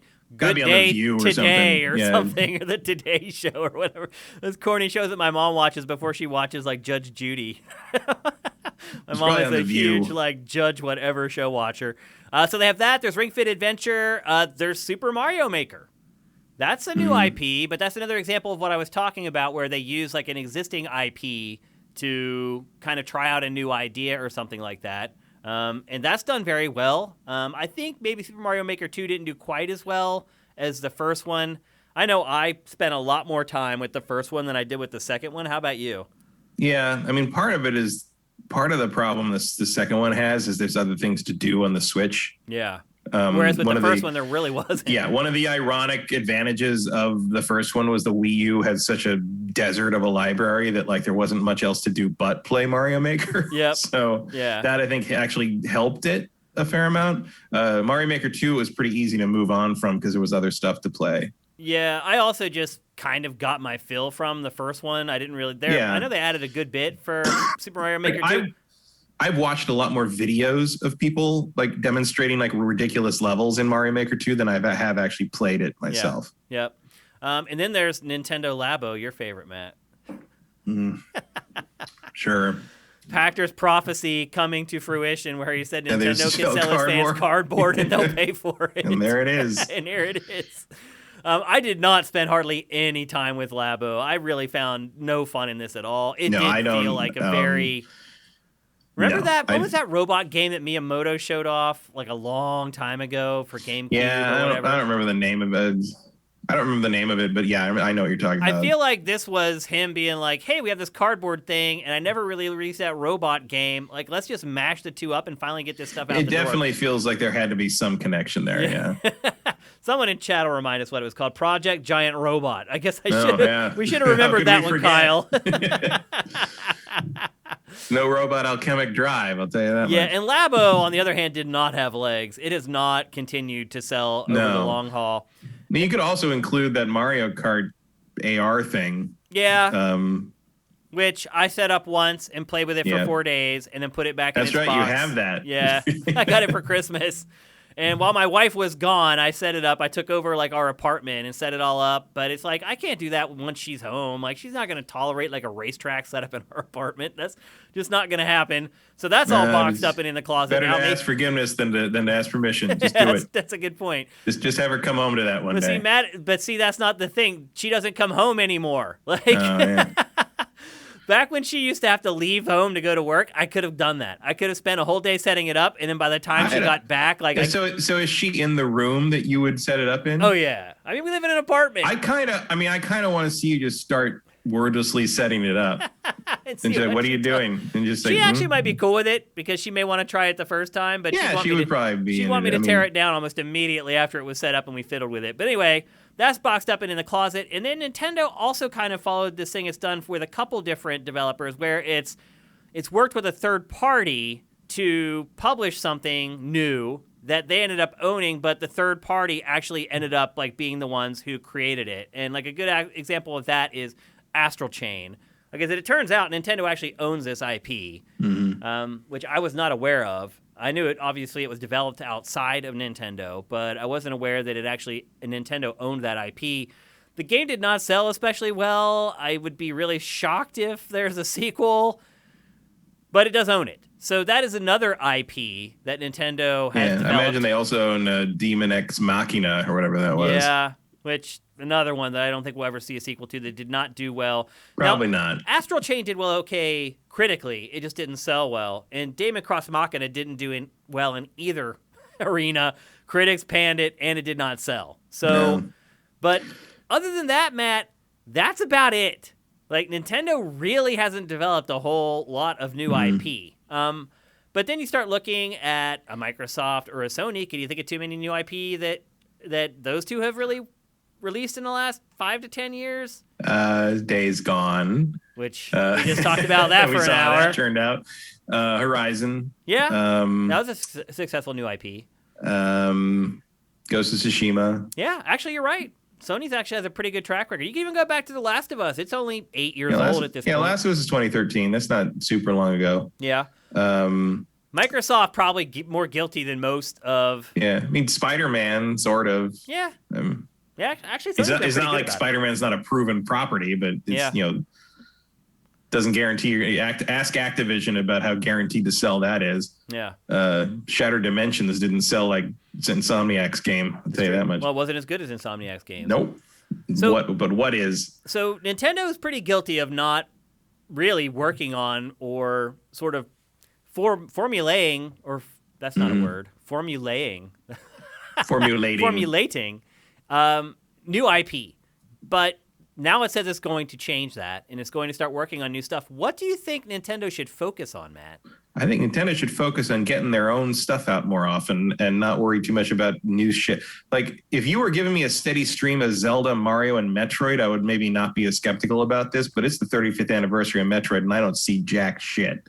And I don't care about a new IP from you when you've got all this other stuff that everybody likes and I like, and you just sort of ignore it all the time. And instead, we're getting a remake of Twilight Princess. Right. Which is fine. Like, I don't Skyward Sword. Not Twilight Princess. That's not fine. I was gonna say like, because you started saying fine, and I was like, wait a minute, no, that's not fine. And then I realized I had said Twilight the wrong Princess game. is fine. Wind Waker would be fine. Like, just bring the Wii U HD versions forward to the Switch. I would gladly buy those again. I'd never want to play Skyward Sword again if I don't have to. Like, I don't know what scenario where I'd have to play Skyward Sword again. It's like, so that's a very weird hostage situation. But like, it's it's just people breaking into your house, making you play mediocre Nintendo games. There's a show premise for you. Now, when they say new IP, do you think they're talking about like what we're seeing now, which is like some spin-off of Kirby, or do you think it's legitimately new franchise? I would imagine they mean something like Splatoon or Pikmin, something that's completely new that we haven't seen. I mean, look, Pikmin's my second example. I'm going back to like 2001 for that. Exactly. And we're still waiting for the new Pikmin. Is I would remind everyone. Yeah. Where is that? Pikmin 4 is still MIA. Yep. I mean, Animal Crossing, I still think of as a fairly new IP, but that's 20 years old this year. Yeah. I mean, they've really dropped the ball on creating new content. Splatoon is their biggest hit, I would say. I mean, it's not like it's a marginal hit. Anything. ARMS, that was new. There you go. We forgot about ARMS. Yep. Yeah, but who didn't? Man, I know ARMS has its fans, but give me a break. Yeah. They occasionally resurrect ancient stuff that's old enough. Like the Wii version of Punch-Out almost felt like a new IP because it's been so long since they'd made a Punch-Out. Like, that happens. Was SteamWorld Dig? That was not SteamWorld. Captain Toad. That's the steampunk thing with Abraham Lincoln in it. What was that? The 3DS game? Oh yeah. SteamWorld Chronicles or something like that. Yeah, something like that. You know what I'm talking about. Yeah, I know what you're talking about. That was a bizarre game. Yeah. I mean, you can't say they don't take risks. Kid Icarus on the 3D was on 3DS. Yeah. Yeah. Like that. I mean, that was almost a new IP. Who the hell remembered Kid Icarus if you didn't play Smash Brothers? Like, it's not like they don't take risks. It's just like, I wish that they would just make Chibi Robo. Chibi Robo. Yeah, I have that over there. Yeah, I do too. I wonder if that's worth money now. It is worth a lot of money. Yeah. The GameCube value of GameCube games has really gone up during the pandemic too, for some reason. I don't think they have a lack of like new ideas or innovation for stuff most of the time. My complaint isn't with it. It's like I wish you would just make normal sequels to things more of. It's always been like it was like I just want another fucking 2D Metroid. Like I just want another Metroid game. Yeah. Like I just want a normal Zelda game. Like stop reinventing the wheel every time.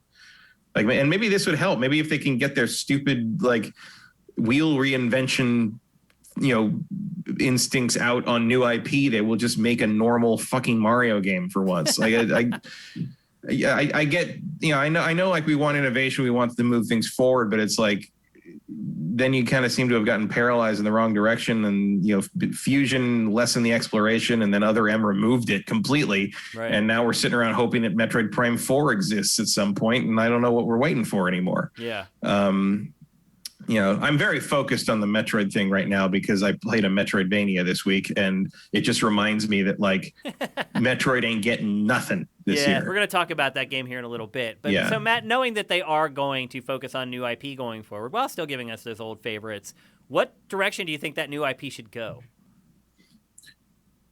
I do think they could use like an epic action RPG.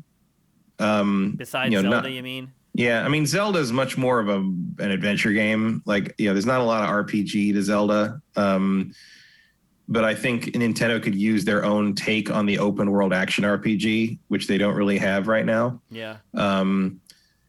Like something with stats and skills and upgrades and, stuff like that. I think, I guess like a Immortals, Phoenix Rising kind of thing.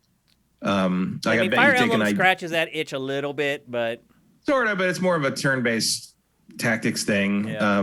I just mean something with like, Zelda's combat and Fire Emblem's depth. Okay. I guess would maybe be the balance there. What about as far as tone? Do you think it's smarter for Nintendo to keep making content for general audiences, or do you think it's finally time for them to edge up a little bit? I think they've kind of nailed the tone. I think they're kind of exactly where they need to be in terms of like, it ranges. Like Fire Emblem's got some innuendo. It's Chad's it's bringing a up little more. Xenoblade as well as an example. Yeah, Xenoblade is solid. I love Xenoblade, the first Xenoblade Chronicles. I enjoyed X very much. I'm thinking more along the lines of an Assassin's Creed Odyssey sort of thing. A more action-y thing. I mean, there's something a little more Western. You mean instead of a little bit. I mean, strangely Japanese. Yeah, like I'd like to see Nintendo take a crack at a Fable, basically. Okay. So something more maybe teen rated, not necessarily like M rated. Yeah. I mean, Xenoblade. I would like them to do more Xenoblade if they could get away from the anime waifu crap. I think that franchise may be done, Matt. I'll be honest with you. I don't know. They sold well. Did they? Yeah. I didn't think the last one did. I thought it, even on Switch, which has a huge install base, I thought it didn't do well. 2 sold well. Xenoblade Chronicles Definitive Edition sold well. I think we will see another Xenoblade. I'm just very nervous about what it might be. Because there's no secret that I vastly prefer the first Xenoblade Chronicles to the second one. I like X okay, but X is I like X because of the world. I like the X because of the exploration. The story is complete garbage. It's like watching a D-list like afternoon syndicated shonen anime. But like running around that alien world and exploring it and finding stuff and I love that part. And getting the mech and that's all great. I would love to see that come to the Switch. That's one of the last Wii U exclusives that's sort of stranded back there that I'd like to see come forward. Yeah, I don't know. Like the problem with the original IP prediction thing is like, for all I can make fun of Nintendo, I don't know what the hell they're going to do next. Like their new IPs are sometimes the most batshit things in the industry. Like sometimes they're great though. Like I really like Splatoon. Yeah. I know a lot of people don't, but I do. I mean, I don't like Splatoon in the sense that I just don't care about competitive online games, but I like the aesthetic of it. I like the the way they look. I think it's, it has personality. It looks identifiably Nintendo to me. Like, that's more than I can say about a lot of the new stuff they've made. What do you think about them aging up and work? They've tried, they've kind of dabbled in it before. They haven't gone crazy like hardcore M-rated, but they have definitely tried. They've dipped their toes in more mature content. I mean, it hasn't really done well for them, though. Bayonetta 3 theoretically is down there somewhere. Probably going to be M-rated. Eternal Darkness was certainly one of their examples where they tried it. Yeah, if you want to go back 20 years again, sure. Yeah. I mean, they haven't done it very much because it seems like every time they do try it, even teen-rated games, like, just haven't done well. What was the one game that was, like, basically called Ghost, but it was a different word? Geist, yeah. Like, that was a little edgier, but it didn't do well either. Like, and Tribe. I mean, but most people just remember that game because you could possess a bowl of dog food. Yeah, or anything, like any inanimate object. I did the review segment for that on XPlay. I remember that. That was one of the toughest review segments I did that year, I think, because it was just so hard to get any kind of variety of footage from it. Yeah. It was, most of that game was just going into inanimate objects and waiting. Yeah, I mean, you could have done something fun with that for XPlay, though, because you could have just, like, done this weird, like, something is possessed in the room sketch or whatever. Yeah, that was at the time when we weren't really doing that anymore. It was, I think it was when we were sold and everything was in transition. It was one of the last things I think we did, and I did at the San Francisco office before we moved. Yep, that explains it. But Astral Chain, it's like, I think it's T rated, and it didn't. I mean, they do a lot of T stuff. I mean, I think Zelda's T. Is it? Certainly Fire Emblem Three Houses is T. It's way too many bouncy boobs in that to not have it be a T. Vincent brings up that Nintendo owns Fatal Frame. Yeah. I thought Tecmo or some Japanese publisher owned that. Tecmo used to make it, but I think they paid, Nintendo paid at least for the development of the Wii U game. Which I assume will never make it off the Wii U again because that'll be the one game that doesn't probably. Yeah, you really do need the Wii U gamepad for that one, for the camera thing. Yeah. Which reminds me, I need to buy that before the Wii U shuts down. Oh I would like to have that before that all goes away because I assume that's not going to last forever. Yeah, I mean they have their M-rated stuff here and there. It's just they don't really seem to put a lot of effort into making it happen. Probably because it's not, it's not. I think their kind of target audience they've got like kind of locked down right now is fine. Like it's not. Do you think a game like The Last of Us Part 2 would even do very well on a Nintendo platform? No. Well, also like I mean I don't know. It's hard to imagine they would be willing to like tell a story like that. Like it's just not. Story isn't really their forte most of the time. Do you think that's maybe what they should focus on with new IP, though, is becoming better at telling stories? Because that's something that they could work on that would trickle down to all their other games. Sort of, but it's like you don't have to be good at everything. Yeah. You might as well just focus on what you were already good at. So you're saying stay in your lane, Nintendo. Stay in the lane, do the gameplay. They do gameplay better than just about anybody.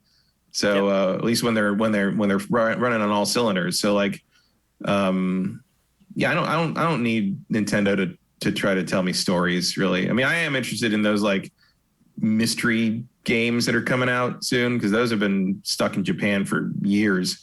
I'm curious what those are going to be like, the Famicom mystery things. Yep. But I don't expect them to be much beyond like your average Saturday morning cartoon.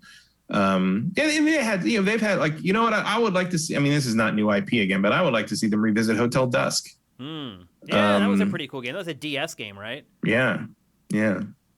The sequel to that didn't even come here. I had to buy it when I was in England. Yeah, I remember that. That's weird. It's very rare that a game comes to Europe and doesn't come here. That hardly ever happens. But that was that happened with Xenoblade originally. Yeah, it did. Yeah, for the Wii, the original Wii version. Yep. Came out in Europe, and I imported it so I could play it here. Version too, actually. And did the whole I did the whole weird like USB hack thing so I could play region free with it, and then they brought it out here through GameStop, and I was like, okay, which is also weird. But also very weird, yeah. That was one of those cases where Reggie listened to the fans and then he got all testy about it because nobody bought it, right? Like because you put it out through one store that didn't even advertise it. Of course, it didn't sell. I bought 3 of them. I gave them as gifts that year. Reggie got all heated about that. Because he's like, we finally listened to you guys, and you asked for something, and then none of you bought it. Yeah, well, then he put out the definitive edition and sold real well, so bite me. That game's great. Yeah. Yeah. I don't know. Like, is new IP really their problem? I can see why they might think so. I mean, you can only make so many Kirby games before you go mad. I mean, maybe the developers are coming to him and they're like, bro, I'm sick of working on Mario and Zelda games.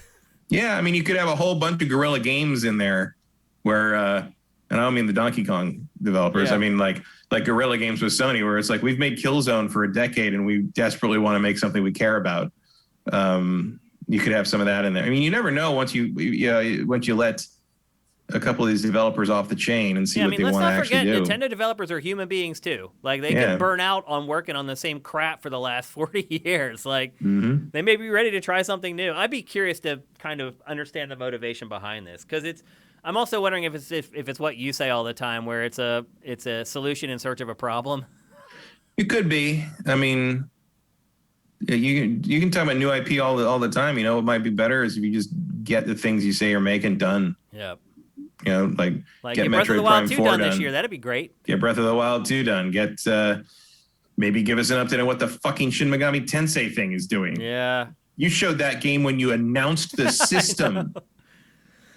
It's crazy. What is happening? Is that the only game left that hasn't been released when they showed the system? I think so. Yeah, I think that's the last one. I can't remember any others, anyway. Yep. That's a big one, though. Yeah. That'll be a big game for them in Japan, man. That'll be some more hardware for them there. Yeah. So. I don't know. I tend to agree with you, Matt. I don't know that Nintendo ever kind of straying into mature content is going to be a good fit for Nintendo as far as what's good it's good at creating, or a good fit for the people who generally buy Nintendo consoles. I'd love to see an Eternal Darkness 2 or something like that, but it's like, do I think that's going to be one of their 20 million sellers or something? No. That's just something I would like to play. That would sell it's kind of the same like thing with my Metroid complaints. Or whatever, like it did the first time. Yeah, I mean, Metroid doesn't sell like Mario and Pokemon and Zelda. What about aging up Metroid a little bit? Would you be okay with that? I mean, I'd be okay with aging up as much as they want. I just don't think it's a particularly smart business strategy. Yeah. It just alienates too much of your base. I'd agree. Yeah. I mean, would I play a bloodier version of Metroid? Sure, I guess, but I don't need that. Yeah, I just need more Metroid. Yep. Yeah, I'd agree with that. I don't know that that's a smart path forward for Nintendo, to be perfectly honest with you. From a fiscal or a creative perspective, I almost feel like if they tried to make a game like a Last of Us, it would almost be more of a detriment. Because I think you'd see some of the shortcomings in their game development if they were to try to work on projects like that, to be perfectly honest with you. I mean, I think, Miyamoto has said many times that they basically start from, an idea of like, you play the game in a block form with stick figures and stuff. And if it's not fun that way, it's not going to be fun when you slap textures on everything. Yeah. GoldenEye would be fun even if it wasn't, it was just stick figures running around. That kind of thing. And I don't think, if you're going to come at it like that, I don't think you necessarily are going to ever end up saying like, okay, this is a lot of fun to play. Now let's make everything bleed a lot. Like it's like, it doesn't really add anything, like you kind of, for the M-rated stuff, especially the stuff like Sony, that's all high concept stuff. You start with the story idea for Last of Us and back into the gameplay idea of how violent it gets.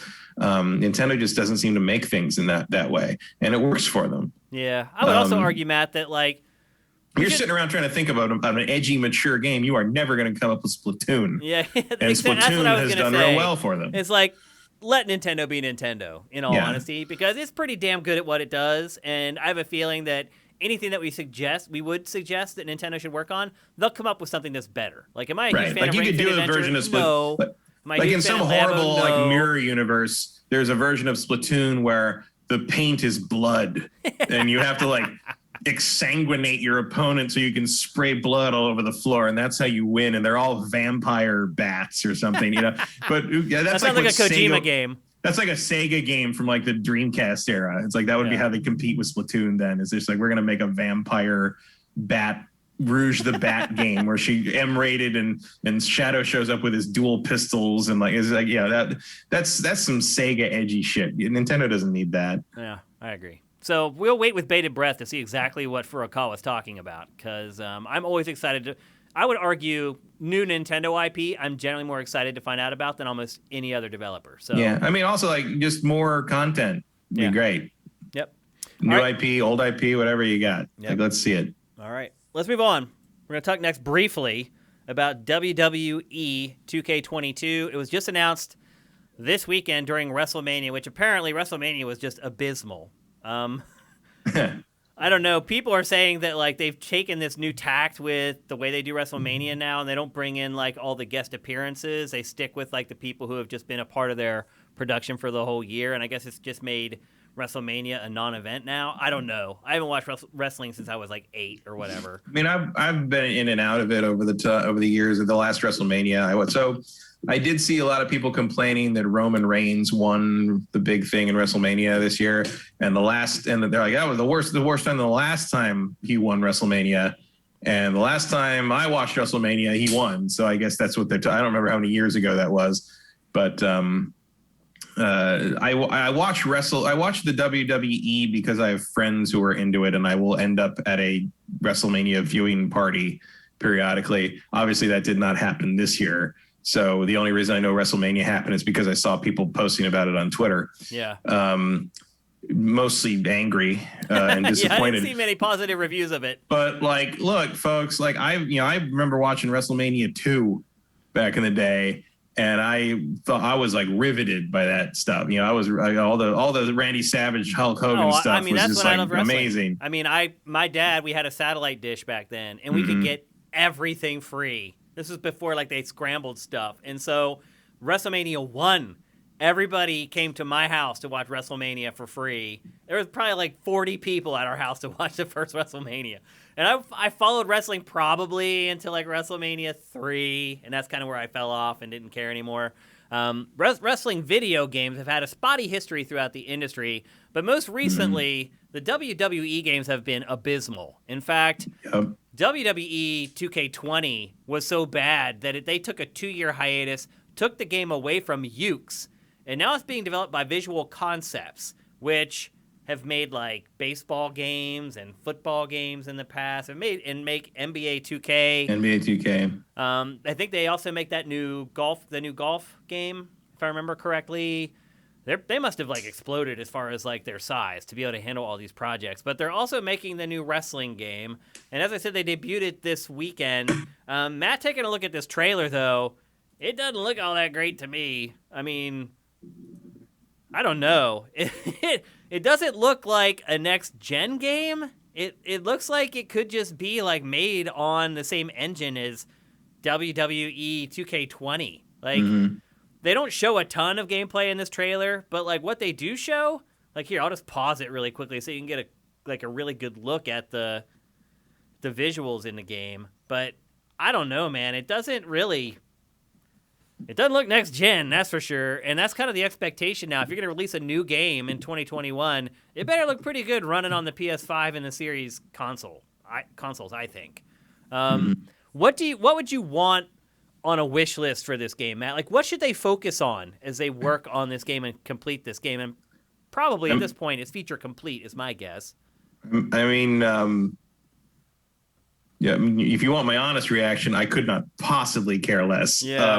I have written off WWE video games as a lost cause at this point. What I would argue is that they should just keep it really freaking simple. In terms of like, at least what I can gather from my friends who still like watch wrestling and like wrestling and would like a game they want to play, the visuals are not nearly as important as the versatility of being able to create wrestlers, being able to modify stuff, and having kind of the story and narrative and character interactions there.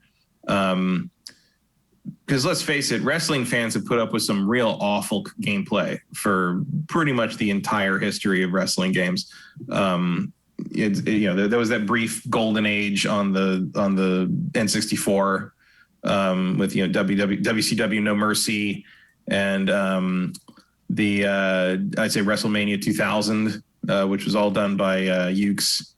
The SmackDown games on PlayStation had their moments, and Fire Pro Wrestling on the Saturn was fucking amazing. But it wasn't, WWE. It was all Japan Pro Wrestling. But like, in my experience, wrestling fans will forgive a lot of jank if they can like make it feel like what they want it to feel like aesthetically. So far, this game does not seem to be hitting that mark. Like we don't really know too much about it, but I don't see a lot of optimism from my wrestling fan friends. I see no reason to try to change their mind, I guess would be my reaction currently. I would just argue that they just need to just call it. Like, not call it CULL. Like, pull back on some of the features. These games have become so freaking bloated. Like, there's literally like 10 different modes in these games. There's like 3 different story modes. There's like the GM mode. Then there's like one where you can just follow like one wrestler through their career. Like, it's just too much. And if you're a new studio working on a new sport that you haven't really worked on in your entire history, how about you just worry about getting the wrestling right and maybe just have like one story mode that you play through and then a really good multiplayer mode loaded with like cosmetics and things that you can unlock as you play. Like, the problem with Ukes is that, like, instead of them being like, man, our games are really buggy and there's all these problems with our games and some of these modes don't work the way that they're supposed to, and they would keep working on that instead of just getting the core gameplay to work. And then WWE 2K20 was just a bug fest, just loaded with problems and crash bugs that I don't know they've if always were had a ever problem. fixed. I mean, we've talked about it before, but it's like wrestling, WWE games have always seem to have this weird problem where like they don't iterate on what came before. It's like they start over every time. Yes. And like if you just keep, like for this kind of reboot, which is really what it is, in a practical way, like, yeah, they probably should have started fairly bare bones, fairly small, like one story mode, create a wrestler as best you can, multiplayer stuff, and kind of just get the fundamentals done. Yeah. And build out from there. And like what's really going to help them is if they can come up with a system where, WWE games should really just be roster updates every year when it comes down to it. It should be the same game with a few more bells and whistles and the characters adjusted for their new, heels and faces, or whatever they are that year and that season, incorporating the new storylines of the last year and giving you sort of a jumping off point there. Beyond that, like I don't understand. I never understood why those wrestling games seem to continually reinvent the wheel. Like to try, this year the combat works this way. It's like, why can't you just find a combat system that works properly, hone it, and kind of build on that every year? It feels like that period where Assassin's Creed was being made by all different teams, and every time you didn't quite know what you were going to get because they weren't building on what came before because they couldn't, because everybody was working parallel to each other. Yeah. Like it's like that. And it just seems like, in the same way that Madden sort of launches each new generation, feeling a little pared back and then sort of builds back up to the full-fledged version of itself by the end of that generation. It feels like the WWE game should be doing that. Yep. I think you're right. I think they should create a platform. But you know what? The fact that it's called WWE 2K22, it tells you that is not what they're going to do. They're going to try to release this year's version, and you'll be buying 2K23 next year. They're going to try to release it every year like other sports games. Vincent brought this up in the chat. It's a stupid idea. It's why the games keep being trash. It's why they can never get things fixed in the first place, because they're on this squirrel wheel year after year after year. Yeah. And you make it a platform you can adjust on the fly to what the stories become, which alignments all the characters have, who's allied with who. Stop putting the wrestlers people care about behind paywalls. That would be another good thing. That would be good, yes.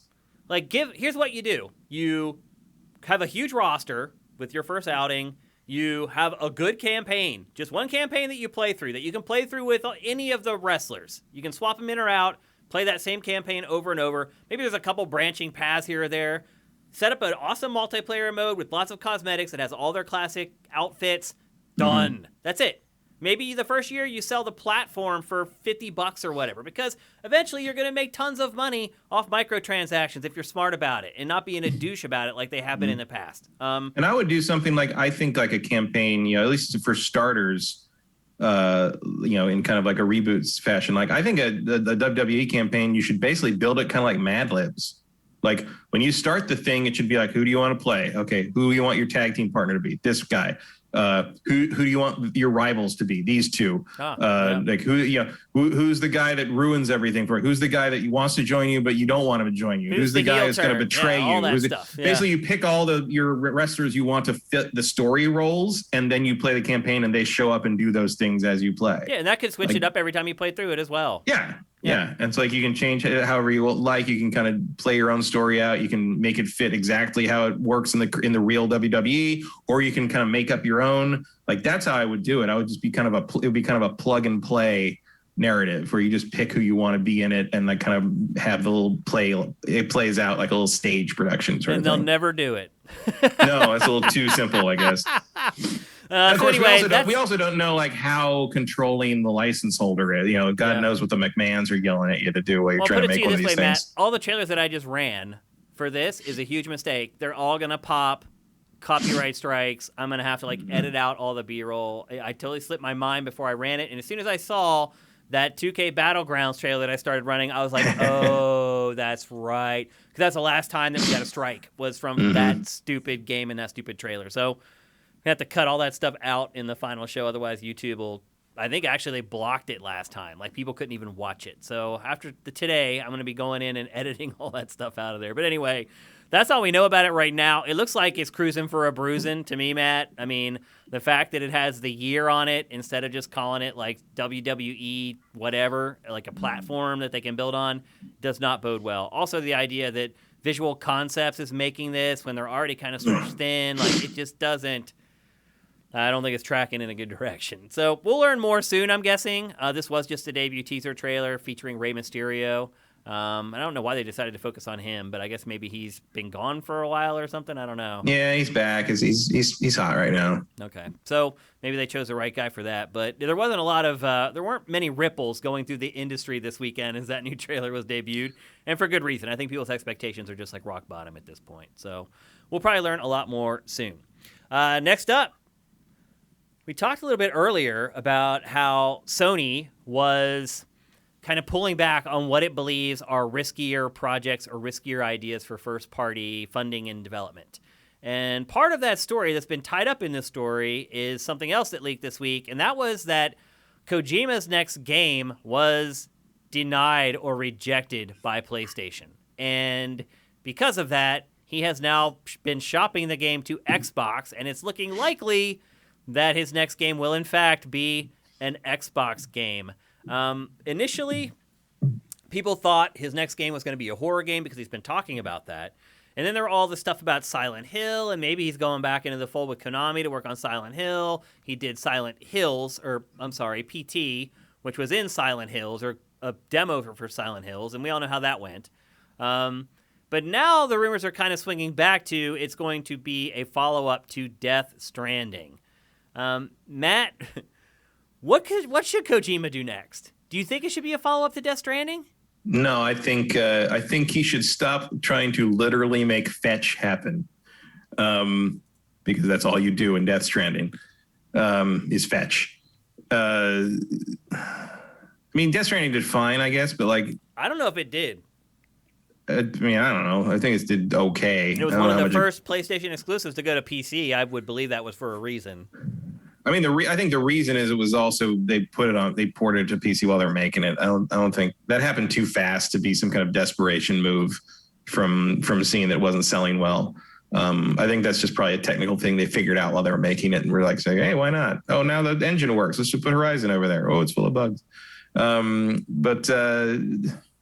I mean, whatever Microsoft thinks will help them, but it doesn't feel to me like that's going to be a particularly useful IP to suddenly have on your system, especially when you were never going to be able to offer the first one on your system, outside of Windows, of course. If I were Microsoft, I would want to make something new. Me too. Then again, if maybe you think he'll go faster if he already knows what he's making. I don't know. But I don't know. I feel like doing the sequel like that on a separate platform where you're never going to get the first game on the platform. It's already kind of not, it didn't really make the impact, Sony hoped it would. Certainly didn't make the impact that Kojima fans claimed it would. For all the Sturm and Drang surrounding it and the amount of Game Awards hype for it, like how often do people talk about Death Stranding anymore? No, hardly at all. And for good reason. To me, it was a very forgettable game. Yeah. I mean, the visuals in the teaser, it definitely had a what the hell is it sort of appeal in the run up to its, completion. But in the end, like you could get those plastic babies for like $15. No, yeah, the limited edition versions of this game, they had to end up giving them away. Yeah, it just did not end up having the appeal that a Metal Gear did. I mean, it had like a huge star in it that everybody recognizes. Granted, from a TV show that had been fading in popularity, but still, everybody knows who Norman Reedus is. Everyone recognizes Norman Reedus. They marketed it like there were TV commercials everywhere. Yeah, I mean, it had had Mads Mikkelsen in it. I guess not nobody. And you look at it and you're like, oh, what the hell is that? Like, it's not like it's not intriguing when you see the imagery from it. Do you think this might be a game where game reviews really did like tank it hard? No, I mean, I think game reviews had something to do with it, but I think part of it is like you watch 10 minutes of this thing and you know it's boring. Yeah. Like it's like I think Twitch might have had more to do with it, just because like you could watch somebody play it and you're like, that's it. Like you just walk.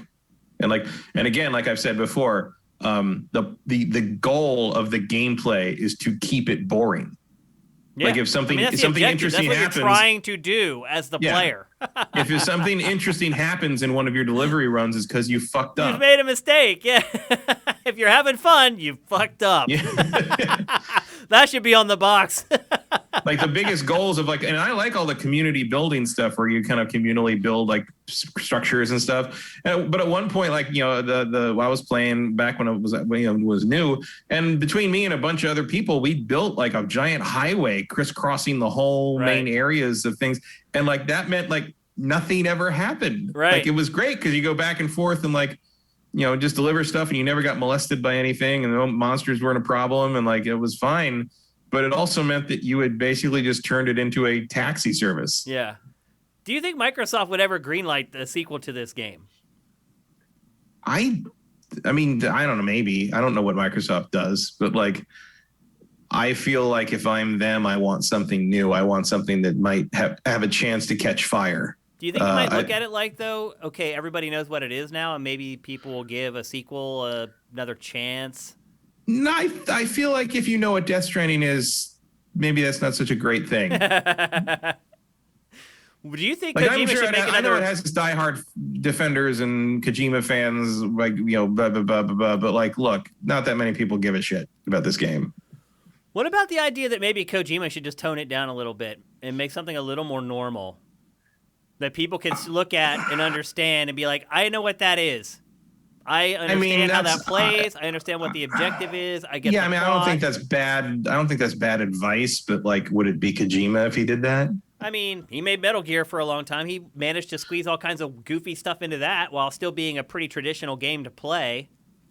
Sorta. I mean, I would argue that Metal Gear, certainly the Metal Gear Solid era, nothing else really plays like that. There's other stealth games, obviously, that take cues from Metal Gear Solid 2 and such, but like having just installed a bunch of them from on the PS3, just, it was part of the things I bought to like have digital versions of going forward. Mm-hmm. I did load up Metal Gear Solid 2 and Metal Gear Solid 3, and it's just like, look, man, like there's other games that are inspired by those games, but nothing like quite as overly needlessly complex as some of the ways all those, some of the things you can do in that game. Yeah, like the CQC, and you either think that's genius or it's infuriating. And 3 and the whole bandaging crap and the food. Or just the fact that you got to hold the button down to sneak. No one fucking told me that the first 3 times I played that stupid game. I hate Metal Gear Solid 3. I've never made it more than 2 hours into that game. I'm not a fan of it either. I had to review it and had to play the whole damn thing for XPlay, and it was torture. Yeah, I remember that. And I know people think it's like the greatest Metal Gear or whatever. Oh, yeah. I mean, if I just, like a lot of the boss battles are amazing ideas. Like a lot of the stuff in it is really cool. But I'll never see it because I hate playing every second of it. I was like that too, man. I hated the whole bandaging thing and all that. And it's not like I want to. Like if everything I read or see about that game sounds really cool. I just hate playing it. Yeah, then you got to actually play it to get to the cool stuff. Yeah, boss fights are definitely a highlight. But Matt, maybe do you think the best idea is for him to just create another Metal Gear? Maybe. I mean, I don't think he can do that without Konami's involvement. I mean, if you're thinking about just the financial success of Kojima Productions, do you think that that's probably the smartest thing he could do? I don't know. I feel like Konami's not going to give him a very good profit share there. No, I'm not saying call it Metal Gear. I'm saying just like do another paramilitary thing. Looks eerily similar to Metal Gear. I guess. I don't know. I mean, you could argue that some of Death Stranding already looks like that. Feels like he's moved past kind of the military shooty stuff, though. Like maybe he wouldn't want to make that, but at a certain point, I guess you're right. It does become a survival question. Because I don't think he gets away with releasing another game that sells like Death Stranding did. No, I mean, I feel like at this point, like he probably has another, weird semi-supernatural paramilitary sneaky game story in him that incorporates the lessons of social media and the pandemic, and he's got to have something to say in that regard after all that, right? Yeah. Because like Metal Gear Solid 5 doesn't really address any of that because the story's so unfinished. The last real like message story game we got through Metal Gear from him was 4, which was forever ago. I feel like enough time, because when was Metal Gear Solid 4? Was that like 2008? 4? 2007, I believe. 7? Yeah. That's a long time ago. It is. Like, so he's probably got another idea in his head, I would think. Like the rise of social media, just the rise of Twitter, you would think would have something to inform. Yeah. Yeah. Maybe. I mean, I don't think it could be another game like this where you look at it and you're like, what the hell? Because remember, Matt, for like a year and a half, the question was, what is it? Of course I remember that, because I was the one saying, I don't know what the fuck it is. And everyone else, including you, was like, oh, I'm so excited about this. I'm just like, but what is it? Like, we don't know what it is. It's just dead whales and oil. Like, we don't know what we're doing. And then, like, they show the gameplay, and we're like, we still don't really know what we're doing. Like, we're going to walk across a field. As it turns out, that's because you weren't doing anything. Right, because we're like, oh, is it going to be a hiking simulator? Yes, it is. Turned out. Yeah, I don't think he can do that again either, where he waits until the end to really explain what the game is. Like, yeah, something a little more intuitive would probably be helpful. It's just, and also like just every single trailer for Death Stranding is just the most pretentious crap. Like, it's just like, yeah. I mean, his trailers have always been like that, though. Of course, but like Metal Gear kind of had some inertia to it, where like even if I thought what was happening in the trailer was stupid, I was like, well, it's Metal Gear. Like, I'm glad to see those characters again. Yeah. I don't have any affection for Norman Reedus. It's like not really. I don't care what happens to naked Norman Reedus and his plastic baby. Like, it's not my thing. And when I finally got my hands on the game, it did nothing to change my mind. So yeah, he's I feel like Kojima is really at a make or break stage here. Like, he needs a hit.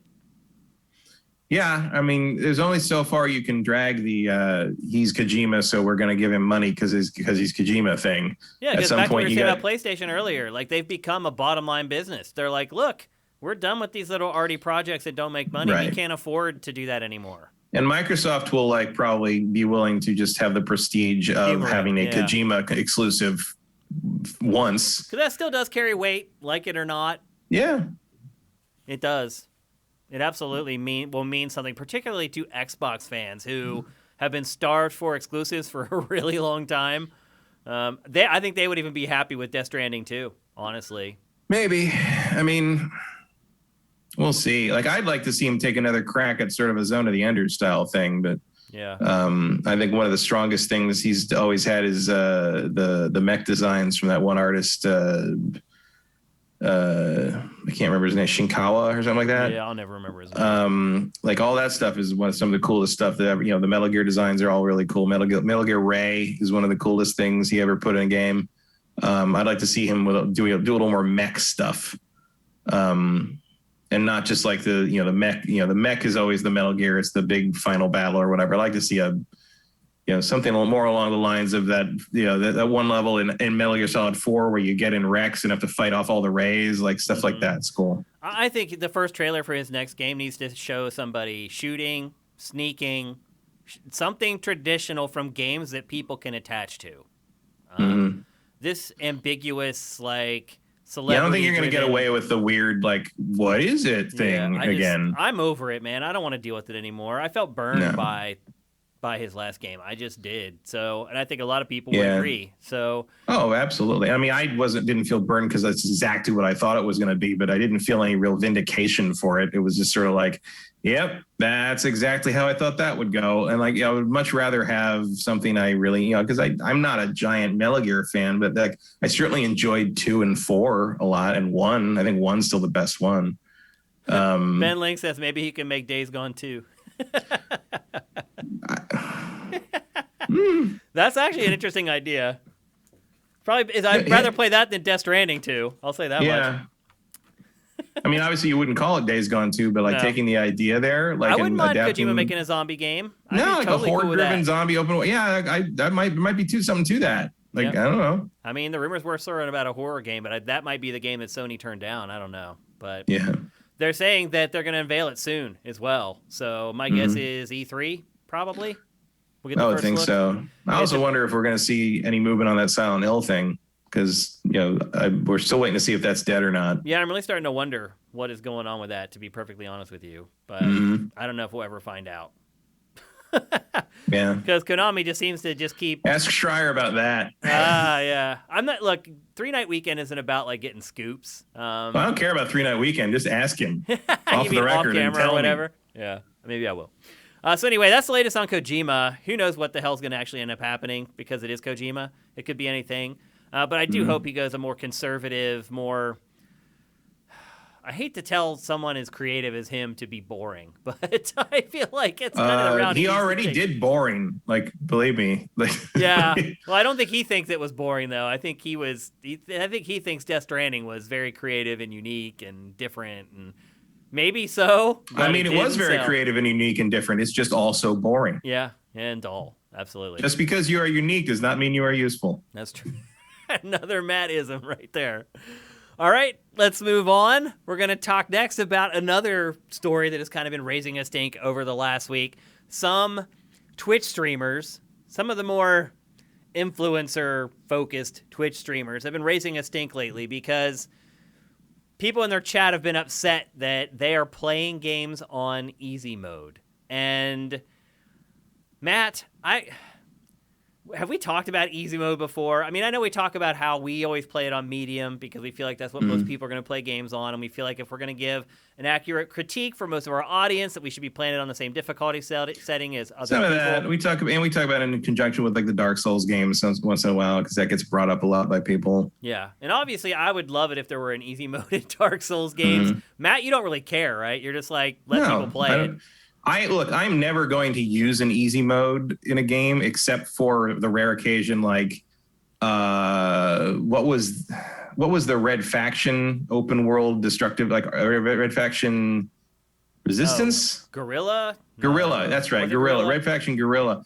Like the developers were like, we fucked up the balance on the normal mode. You should just play it on casual, because otherwise you're going to die too fast to have any fun destroying shit. So I played that on casual, and they were right. Normal mode was too hard on that game. Yeah. But normally I will play normal mode, like the default, whatever that is. I don't care what anyone else plays a game on. Like, I am not impressed that you beat that game on very hard. I am not looking down on you because you played it on easy. Like, it's mind shredding to me that anyone cares about that, about how someone else consumes their entertainment on, like, I mean, I guess it kind of like, if like I am horrified if you have auto motion plus or like motion smoothing on your TV and you're watching, you're watching major films that look like, they were shot in a soap opera set. But like, if that's what you want to do, that's what it's your life, but like, the easy mode thing is just one of the dumbest, gatekeepiest, like as someone who whines about a Twitch streamer doing that, I find that pathetic.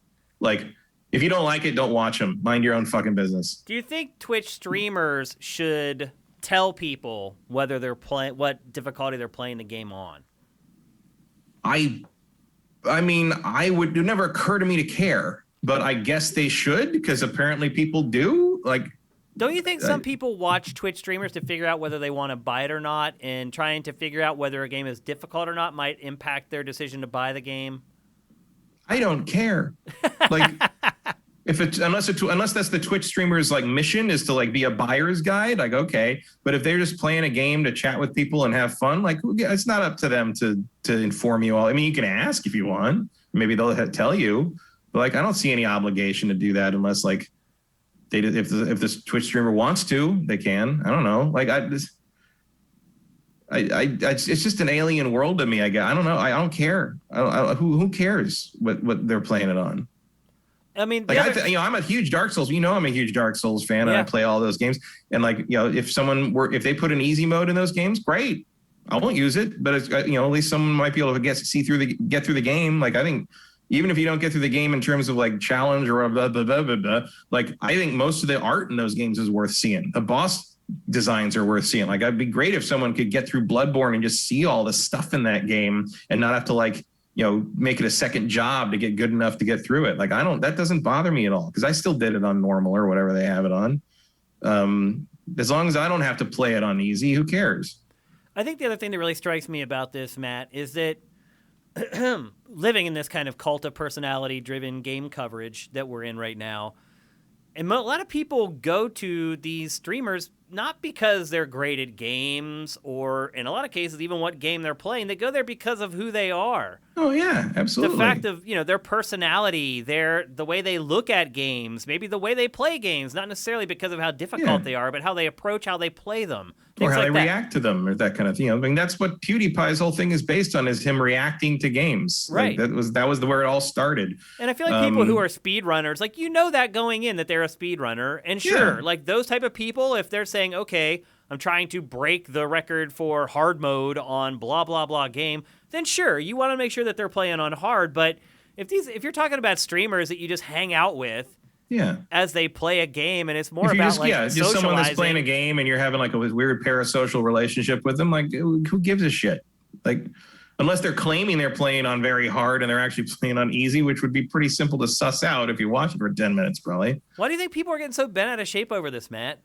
I don't know. Like it's not like every time I see this, it kind of surprises me all over again. I don't know why anyone cares. I don't either. It's completely foreign to me why someone would give a crap about what difficulty setting someone's playing a game on. Unless they're doing it intentionally to say, I'm playing this on hard, come watch me play this on hard, or I'm trying to set a record with this speed run on a certain difficulty setting or whatever. Like, it doesn't matter. Like, I don't get it. But there's a lot I don't get these days, to be perfectly honest. If you want to talk about all the things I don't understand about how people behave online, we'll be here all day. That's a good point. I think I'm right there with you, actually. It just becomes more and more confusing to me. Do you think some people are just in denial over why they watch some streamers? I think some people are just assholes. Yeah. I saw that in Jaffe's thing. I was like, wow. Some people. Like, I'm sure some of it is just like, those people aren't there because they like that streamer. They're just there to harass somebody. Yeah. That's probably not a coincidence that a lot of the streamers getting this are women. That's true. That's a good point. And you're right. It seemed like Polygon wrote a big feature about it, and it seemed like most of the streamers were women, in fact. Mm-hmm. And there might be a little bit of jealousy there where people are like, oh, look at all these people that are showing up for her stream, and I get 2 viewers or whatever. I think there's also a little bit of, just in general on Twitch, people who are a little envious of female streamers if they don't feel like they're really good at playing games. I think there's a segment of the Twitch audience who believes that to be successful on Twitch, you should be good at games. And I also believe that same group of people are the people who believe that if you're going to review games, you should be very good at games. I remember the guy from VentureBeat who got like all ripped into not that long ago because he was playing like Cuphead, and they captured footage of him playing Cuphead, and he was like terrible at it, and people. Yeah, that was Dean Takahashi. Dean Takahashi, right? Yeah, you can get past how they teach it with the part where they teach you to jump. Yeah. And he got lit up for that. People still bring it up all this Remember, time. Dean is also the one who, but it's kind of the reverse. But he reviewed the first Mass Effect without realizing you could level up. Right. So he finished Mass Effect 1 at level 1. Like no skills, no upgrades, no nothing. If they tried. Like that's a hard run. That's not easy to do. So I will hand it to him on that one. But yeah, I just think this is again the worst parts of our community bubbling up to the surface again. And then I would argue that some outlets are providing, a platform for these people, and this is what they want. Like, they want attention. They're probably lonely, don't get a lot of attention, and they're looking for it. And then when you write articles like this, I feel like it kind of draws attention to them. It's kind of like, the mass shooters, like their faces end up on TV, and a lot of them, that's what they wanted. They didn't care about whether they lived or died, and they're like, I might as well do something so that I'll be infamous and people will remember me, because otherwise they won't remember me at all.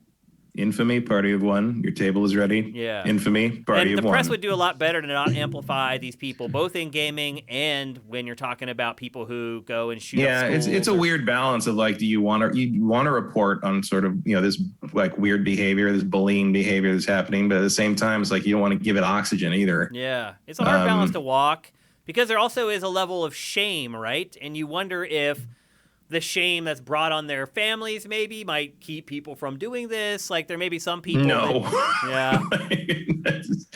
These people have no shame. There might be people out there that aren't doing this stuff, that aren't doing it because they're afraid to bring shame upon somebody that, may be associated with them. I don't know. But there are layers to it, like an onion. It's not a very cut and dry. I mean, you're talking about psychology here, really, is what it comes down to. And it's something like that's very nuanced, and it's not black and white. So bottom line is, I agree with you. Like, in general, I just don't think you should give these people a platform, because that's what they're looking for, is attention. Like the people who are spamming Jaffe's stream the other day when he was doing the interview. It's just like, what's this goal? What's the goal here? They want someone to be like, hey, mods, ban blah, blah, blah, or whatever. And people go, oh, that blah, blah, blah is a jerk. And it's people pay. I mean, it's sad that there are people that are so bereft of attention from anyone else that that's kind of what they've become. It really is. And right now, with the the lockdowns and everything, it just makes it worse, I think. So it's a slippery slope, but I think ultimately not projecting the signal is probably the best bet overall. When you're talking about play games on whatever the hell difficulty you want. And above all, exactly. Play games on whatever difficulty you want. Feel no shame for it. Don't let whatever you have fun playing on, play that. Yep.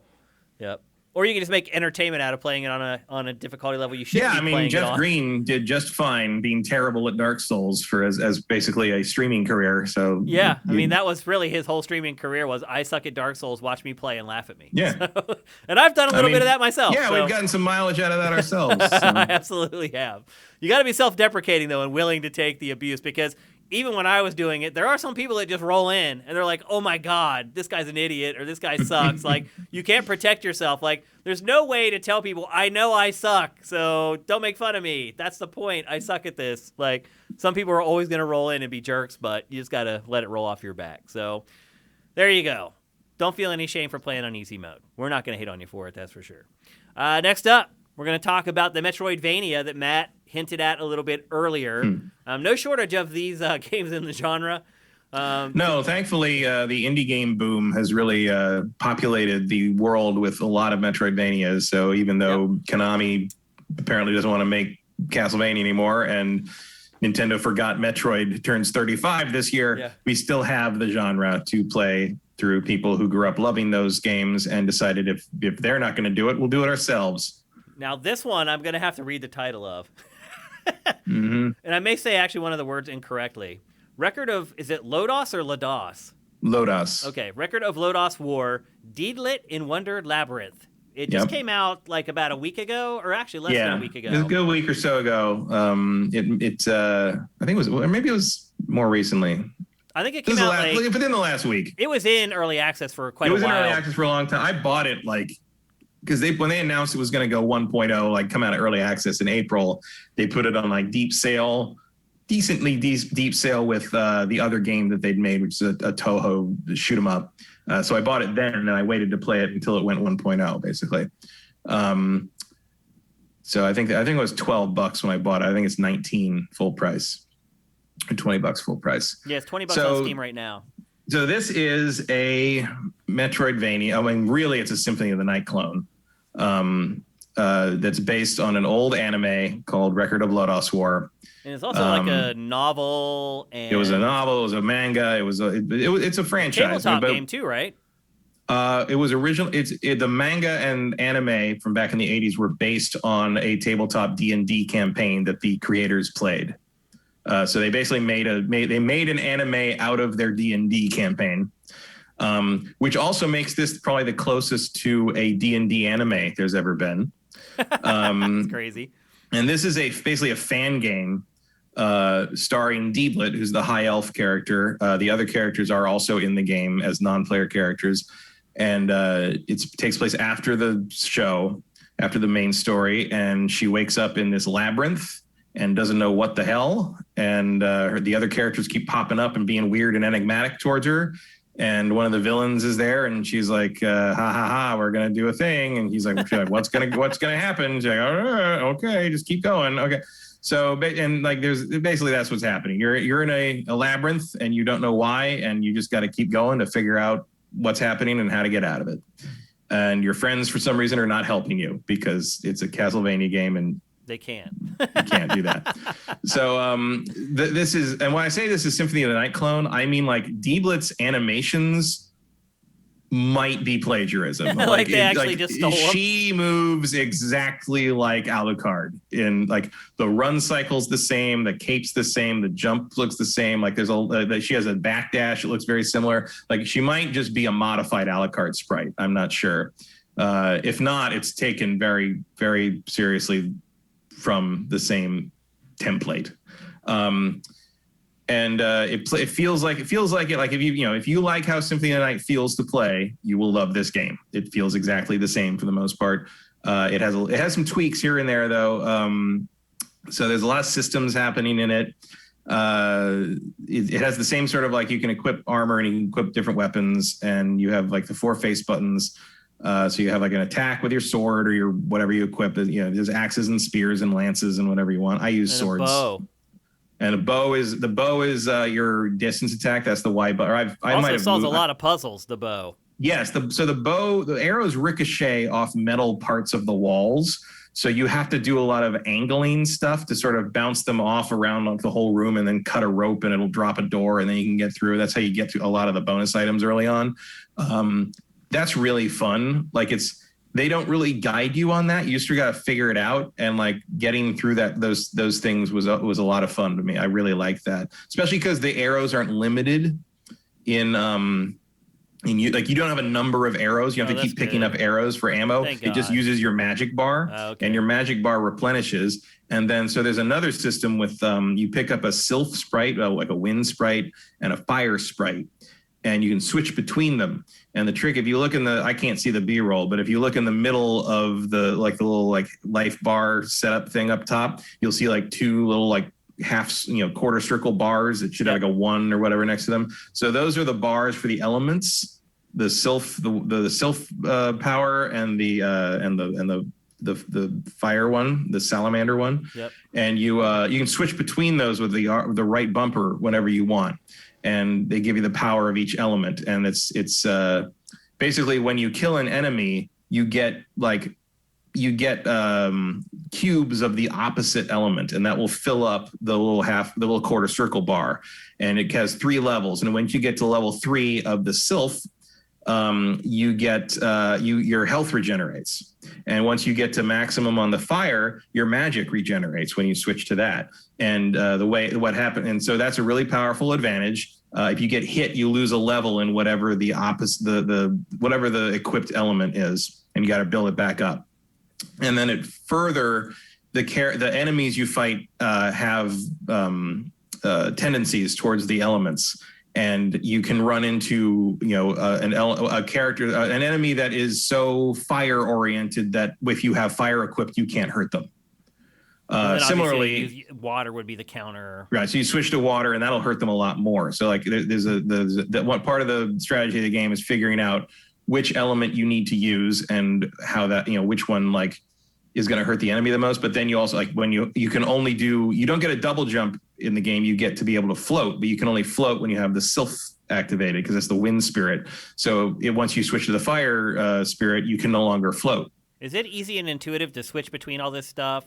Yeah, okay. It's instant. And a matter of fact, the other thing that it does is there are like elemental chains and doors and walls that are made up of water and fire or whatever. And you have to get through them, and you get through them by switching to that element. And periodically you have to run through like shifting ones that you have to switch really quickly. and that works just fine.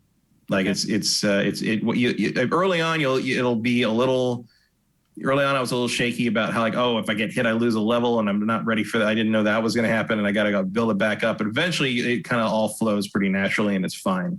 And then you have a backdash, just like Alucard does. It kind of leaves like an after image. That's how you get away from, enemy like charge attacks and that kind of thing. It all works pretty well. Map, it looks like.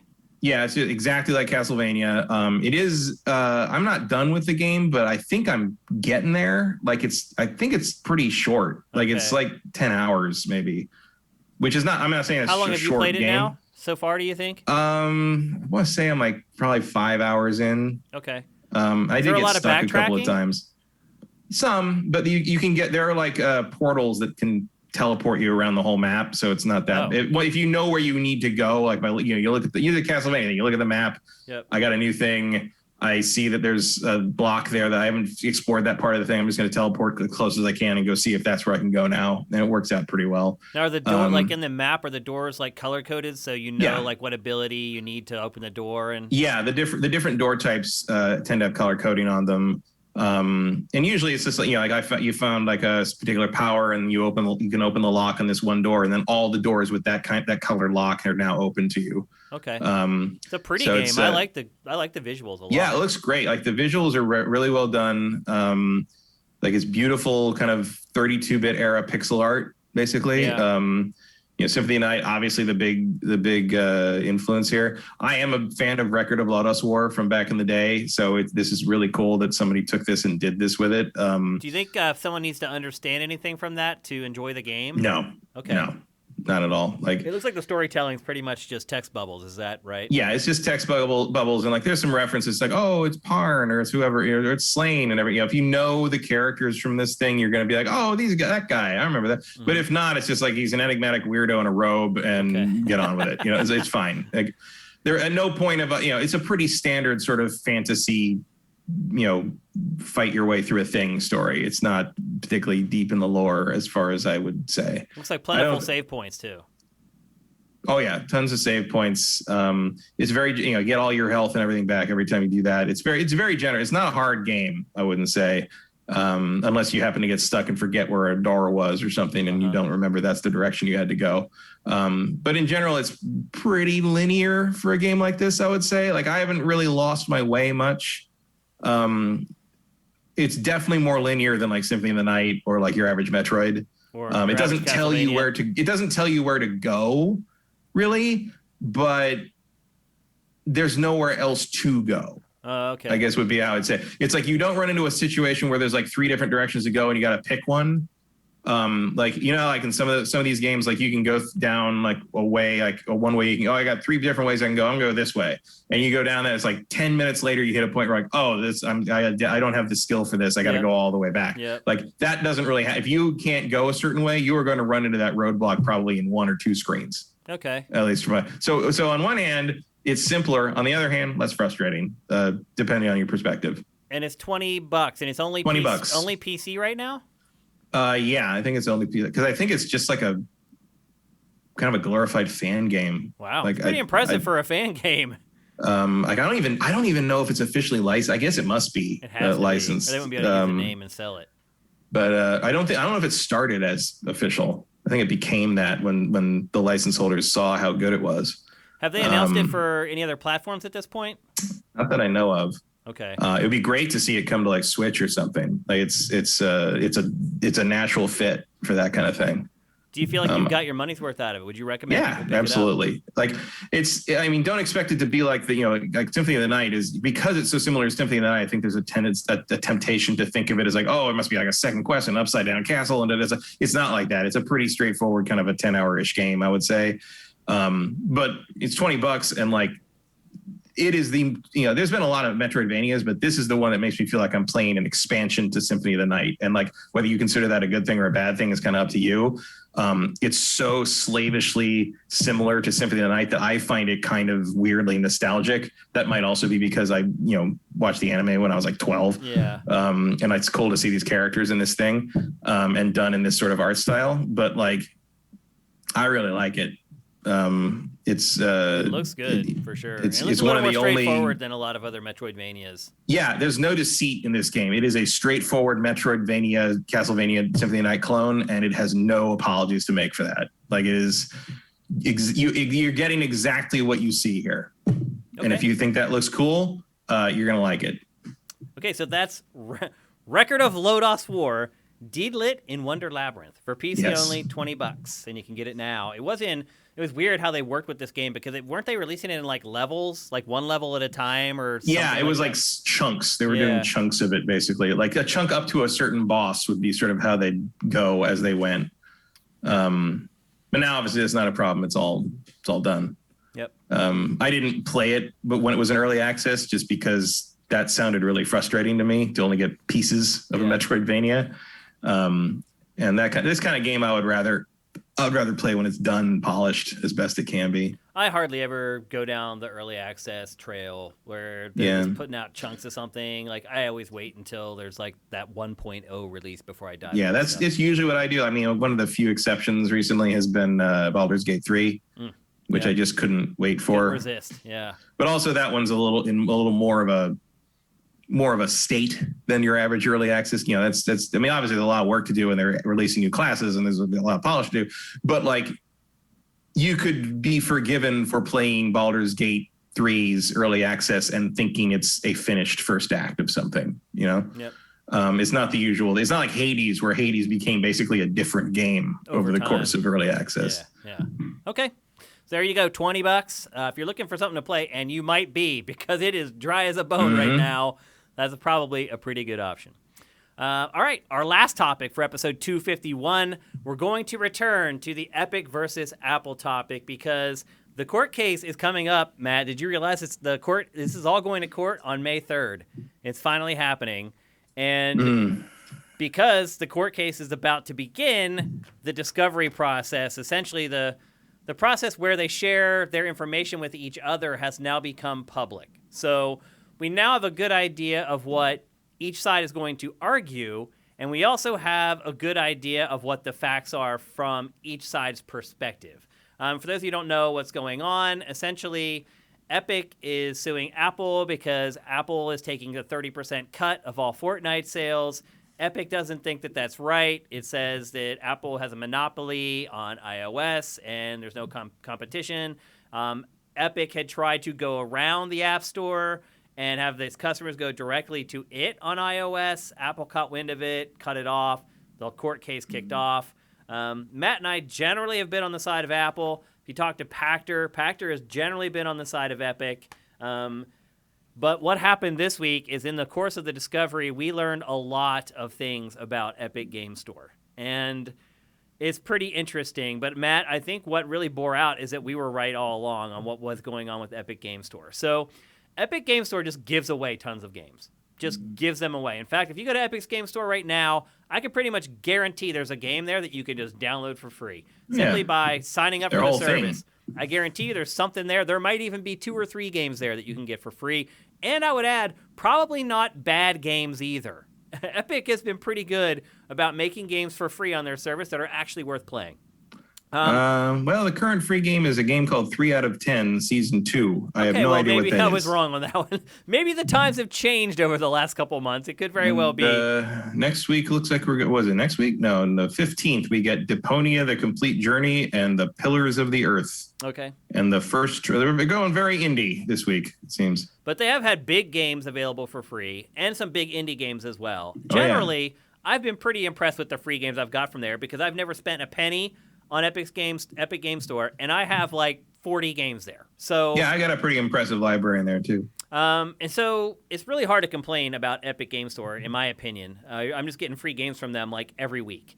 But what we've learned in the discovery process is that all of this comes at a price, and a big price. If you do the math, and I have tons of figures here from Epic Game Store. I'm not going to go through all of them, but if you do the math, basically at this point, Epic has lost $330 million just on the guarantees alone that it owes game developers and game publishers, whoever owns the IP and the rights to make money off of these games. It has lost $330 million in 2 years. Apple is using this as a sign that it's trying to say Epic is trying to buy its way into the industry. Epic is saying that it's using this as its customer acquisition and marketing plan. So Epic is basically saying we lost $330 million. We don't care, because it's looking at the big picture and it's saying we're trying to topple Steam. And so if we're going to topple Steam, it's going to cost us money in marketing and customer acquisition, and that's what this is all about. Matt, were you... Yeah, spend money to make money, boys. Yeah, I mean, that is true. Yeah. I've learned that with Sifted, to be perfectly honest with you. I wish I had more money to spend to make money with Sifted. Matt, did this surprise you at all? No, I think it seems kind of an inevitable conclusion when you look at what's happening here. Here's some interesting stuff. It's nice to put a number on it. But Yeah.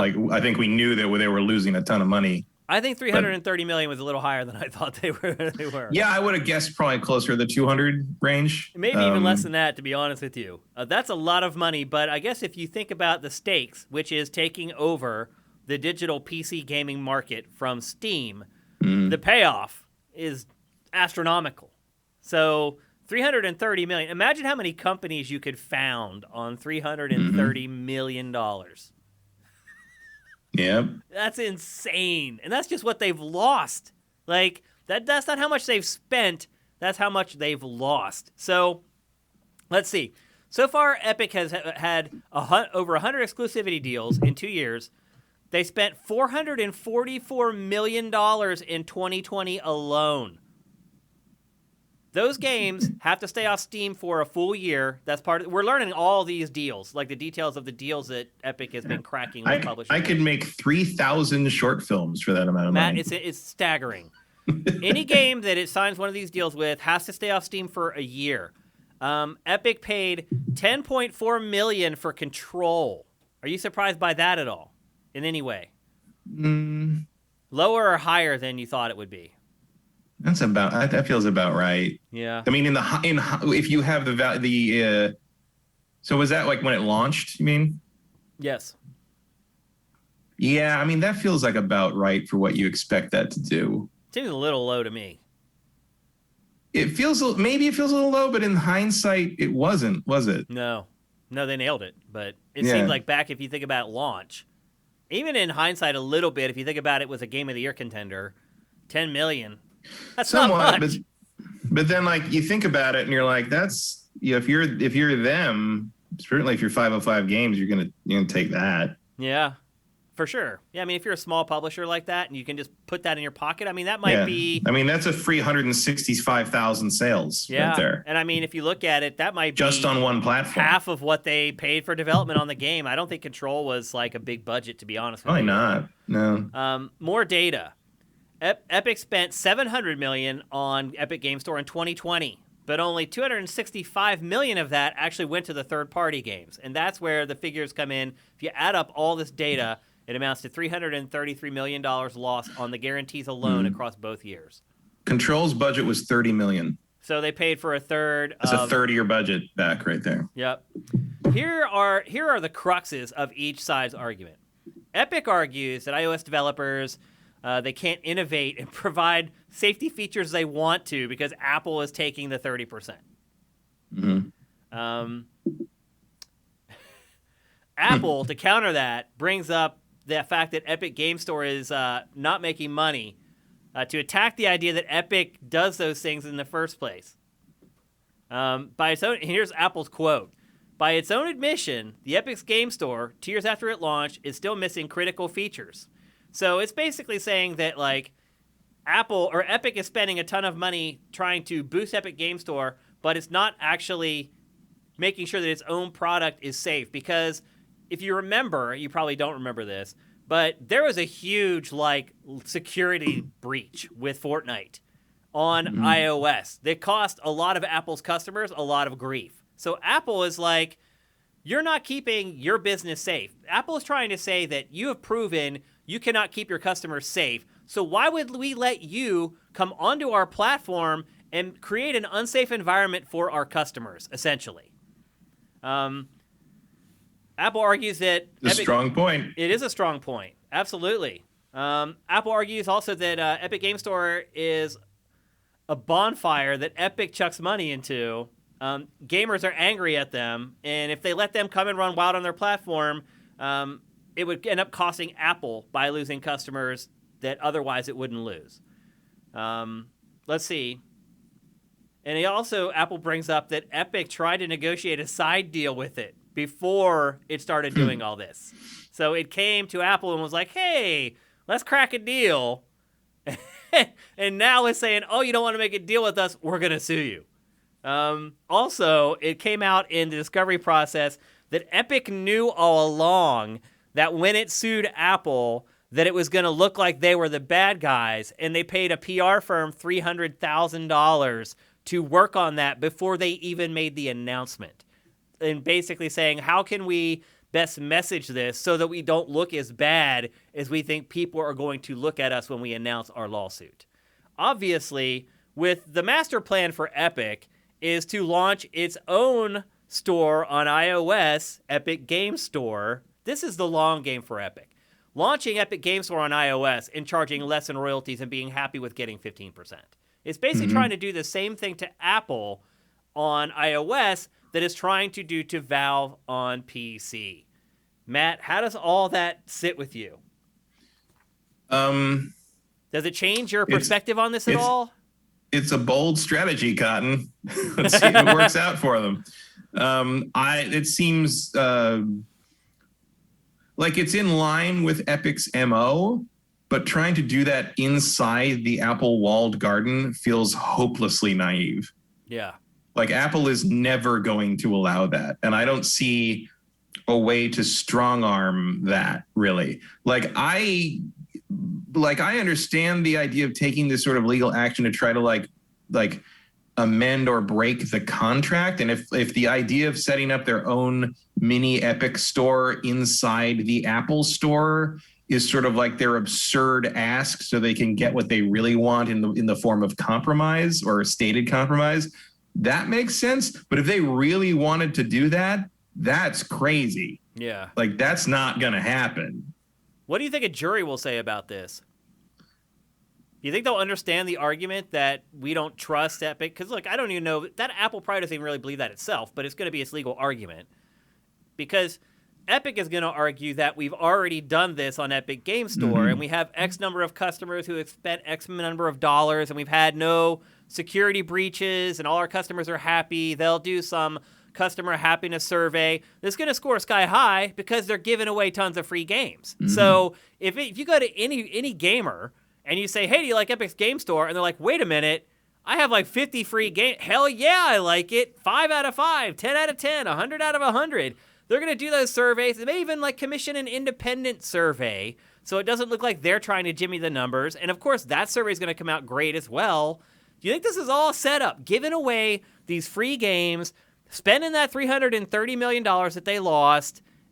Do you think this is all set up for them to be able to make customers like them, create this fake data that they can take to court with them that says, hey, we've learned from our mistakes. We did make a mistake on the iOS store before, but now our customers love us. We've learned from our mistakes, and this is just poor business practices from Apple. This is monopoly. This is antitrust, which is what Pachter seems to believe. Or do you think the jurors are going to be like, no, like, if I built something and you showed up to something I built and you trashed it with, like, your poor security measures, I wouldn't want you back either. Which do you think that they're gonna believe? Well, first, I do not think this is some kind of, I don't think they're dumping money in the Epic store solely to give themselves plausible deniability for people liking them so they can like. I didn't say solely. Do this Apple I just think thing. It's a fringe benefit of that because they also want to take over the Steam store. Epic's whole thing is clearly very carefully orchestrated through PR, both internal and external.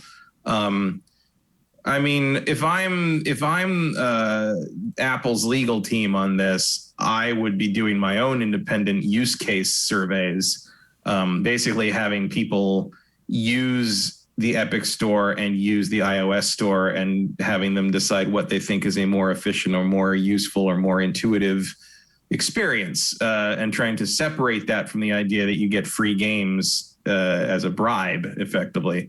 or bringing up the fact that you can download tons of free games on an iOS store already anyway. They're all microtransaction nightmares, but they are there. Mm-hmm. It's not the same thing, but if you got people dumb enough to think that a bare bones, barely functional store like the Epic Game Store is worth it because you get free shit you can get anywhere else for a cheap price at another time, you might get people dumb enough to think that a free pay-to-play game after you download the free one thinks is just as much of an advantage.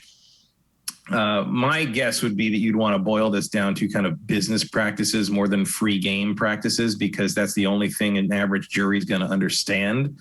You can't educate them in terms of kind of the game culture. Yeah, because they're not going to get it. Yeah, but you can certainly educate them in terms of like business security and web security.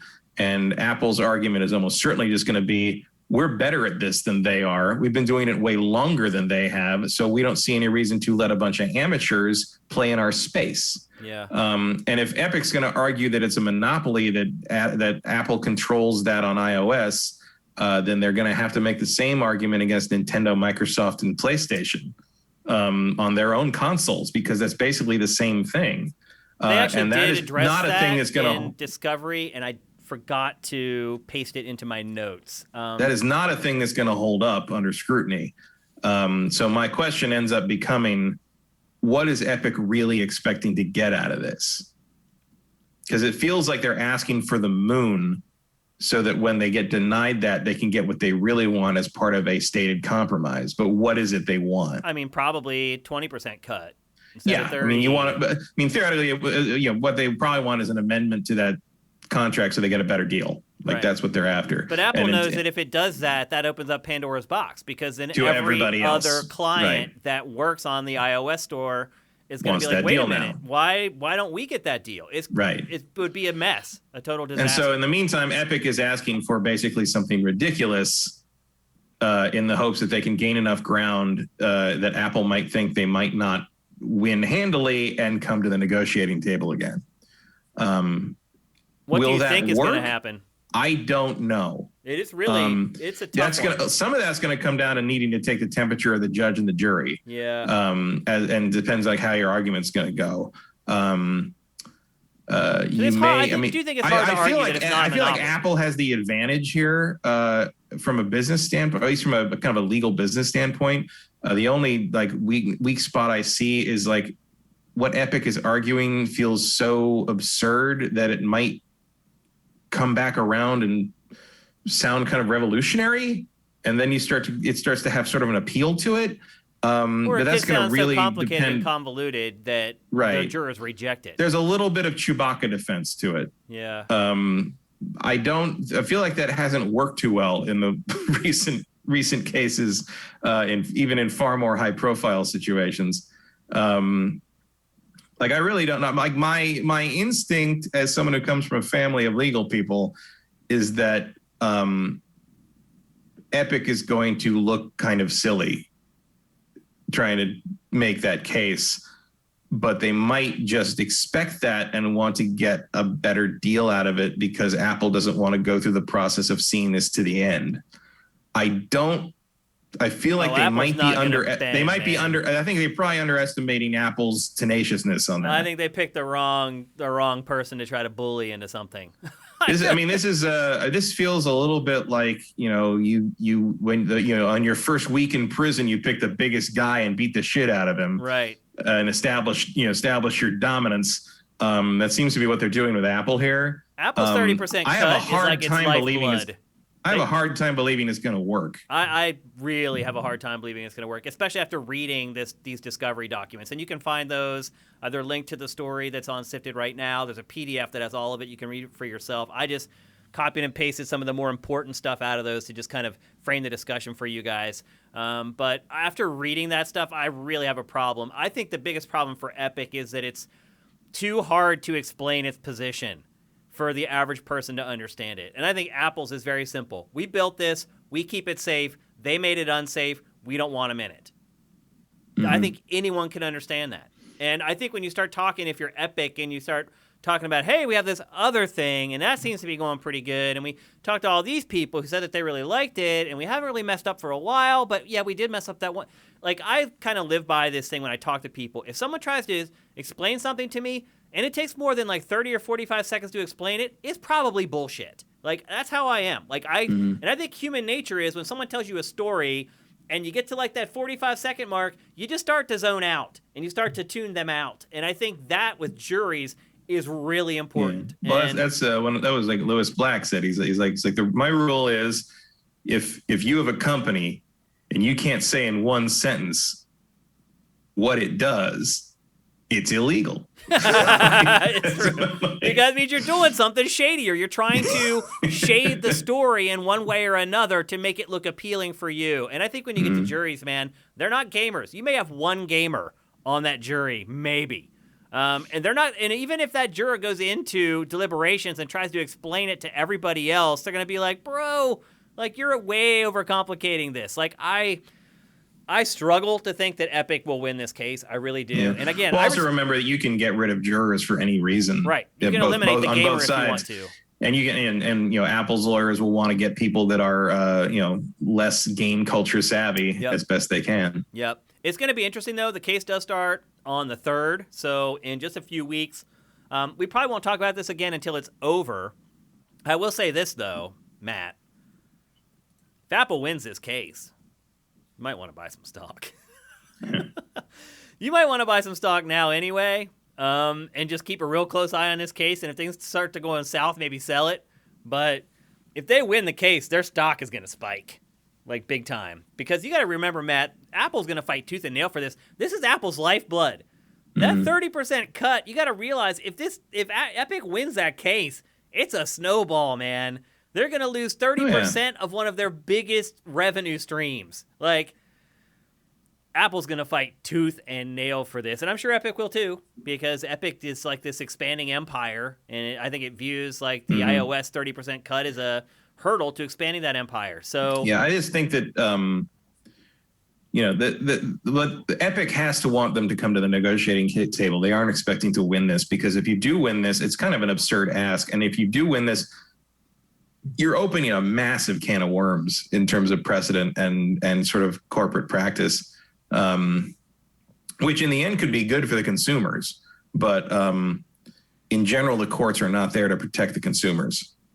They're there to enforce what already exists as the status quo. And you can't really get much more status quo than the Apple Store. So, yeah. And Apple's other argument, too, against them being a monopoly is that there's Android. Yeah, they're not a monopoly. There's no way to argue that. Yeah. Like, it's an absurd claim. The only way you can argue is that they have a monopoly on iPhones, I guess, but that's called having a product that's successful. Wants. Yeah, like it's like saying Sony has a monopoly on PlayStations. It's like, well, I mean, technically, sure, but like, and I think you're right. They are going to point to, and I wish I could remember what Epic's counter argument was to the Nintendo, PlayStation, and Xbox stores. It does have like something it's trying to stand on for that, but I can't remember what it is, unfortunately. Yeah, I don't remember. I skimmed some of that. I don't remember what it was. I mean, I don't know what it could be other than it's like some heavy reading. Them. Don't get me wrong. Like going through that PDF, I was like, my eyes were starting to cross. Like reading. I mean, part of it would be like, well, we like Sony because they gave us money for investment recently. They wish it did. Yeah. Yeah. Like a lot. And it still only owns like 1.4% or something of Epic. Tencent owns 40% though, and they gave them a lot of money. So anyway, that's the latest update on. Might be some of that in play too, because I'm sure Tencent would like to take a chunk out of Apple if they could. Absolutely. Yep. Because I mean, think about how much Apple's making off of Tencent. Yeah. Yep. And they may be, I mean, it's big business. Oh, like you say, like the chain reaction of that renegotiating of that deal, even though they didn't win the case, they just got them to come to the table and change the percentage. Then, imagine all the products that Tencent then comes up to. It's like, we want to change our contract for all of this shit. And look, I wouldn't even be surprised if Apple, like, under the table, does have deals with some publishers where they're like, you know what, you're making us a lot of money, we'll cut you to 25 or whatever. Here and there, yeah. And Epic may know that, or Tencent may know that. Epic just approached it all the wrong way. It just went after the throat, and Apple's like, like, oh, you think you're messing with, buddy? I got a big baseball bat, and I'm not afraid to swing it. So we'll see. Strange. Sometimes there have been victory. Microsoft went through a similar thing and had to step down a little bit because of it back in the 90s. Yep. And the 2000 with the Windows monopoly thing. Yep. I don't feel like this is a particularly good analog for that situation. But we'll see. I mean, that was a period when Microsoft was one of the Microsoft was one of the biggest investors in Apple, specifically because Apple, being their quote unquote competition, kept them from being a monopoly. Right. Yeah. They needed them to be there. Yeah, that's why Bill Gates was one of Apple. He would show up at all the Apple things with Steve Jobs and like introduce products and say Windows Microsoft Word is going to be on Apple and everything. It's like dirty pool. Yeah, that's what it is. All right, it's time to wrap up the show with some Q&A. See if you guys have any questions in here already. I don't think my verbal cues were quite as obvious that we were wrapping up the show this time, but we're already over time, so we can't talk too much.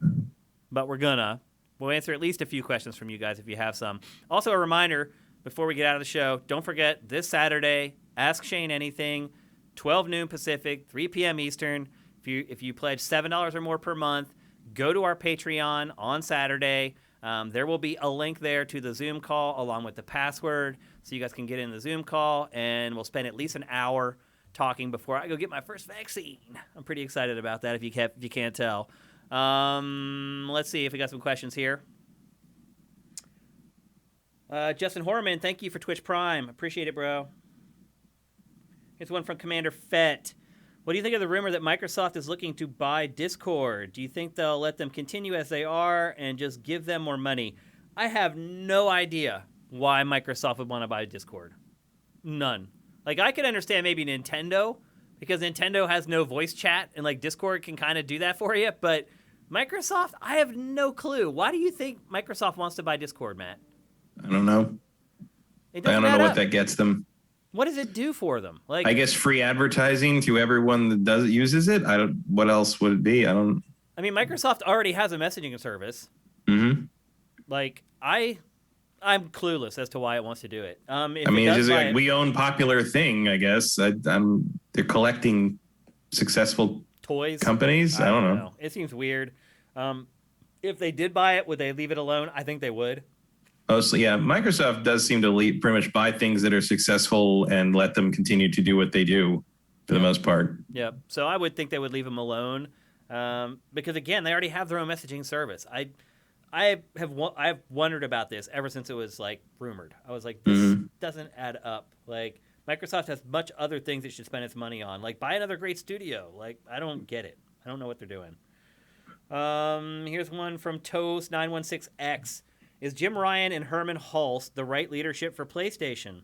The recent corporate shakeup doesn't seem to be paying off very well. Okay, I'm glad you brought that up because the guy from Ben's studio talked about both of these guys, and he liked them both, despite him leaving Sony Bend in part because tangentially decisions that Sony's made about the studio.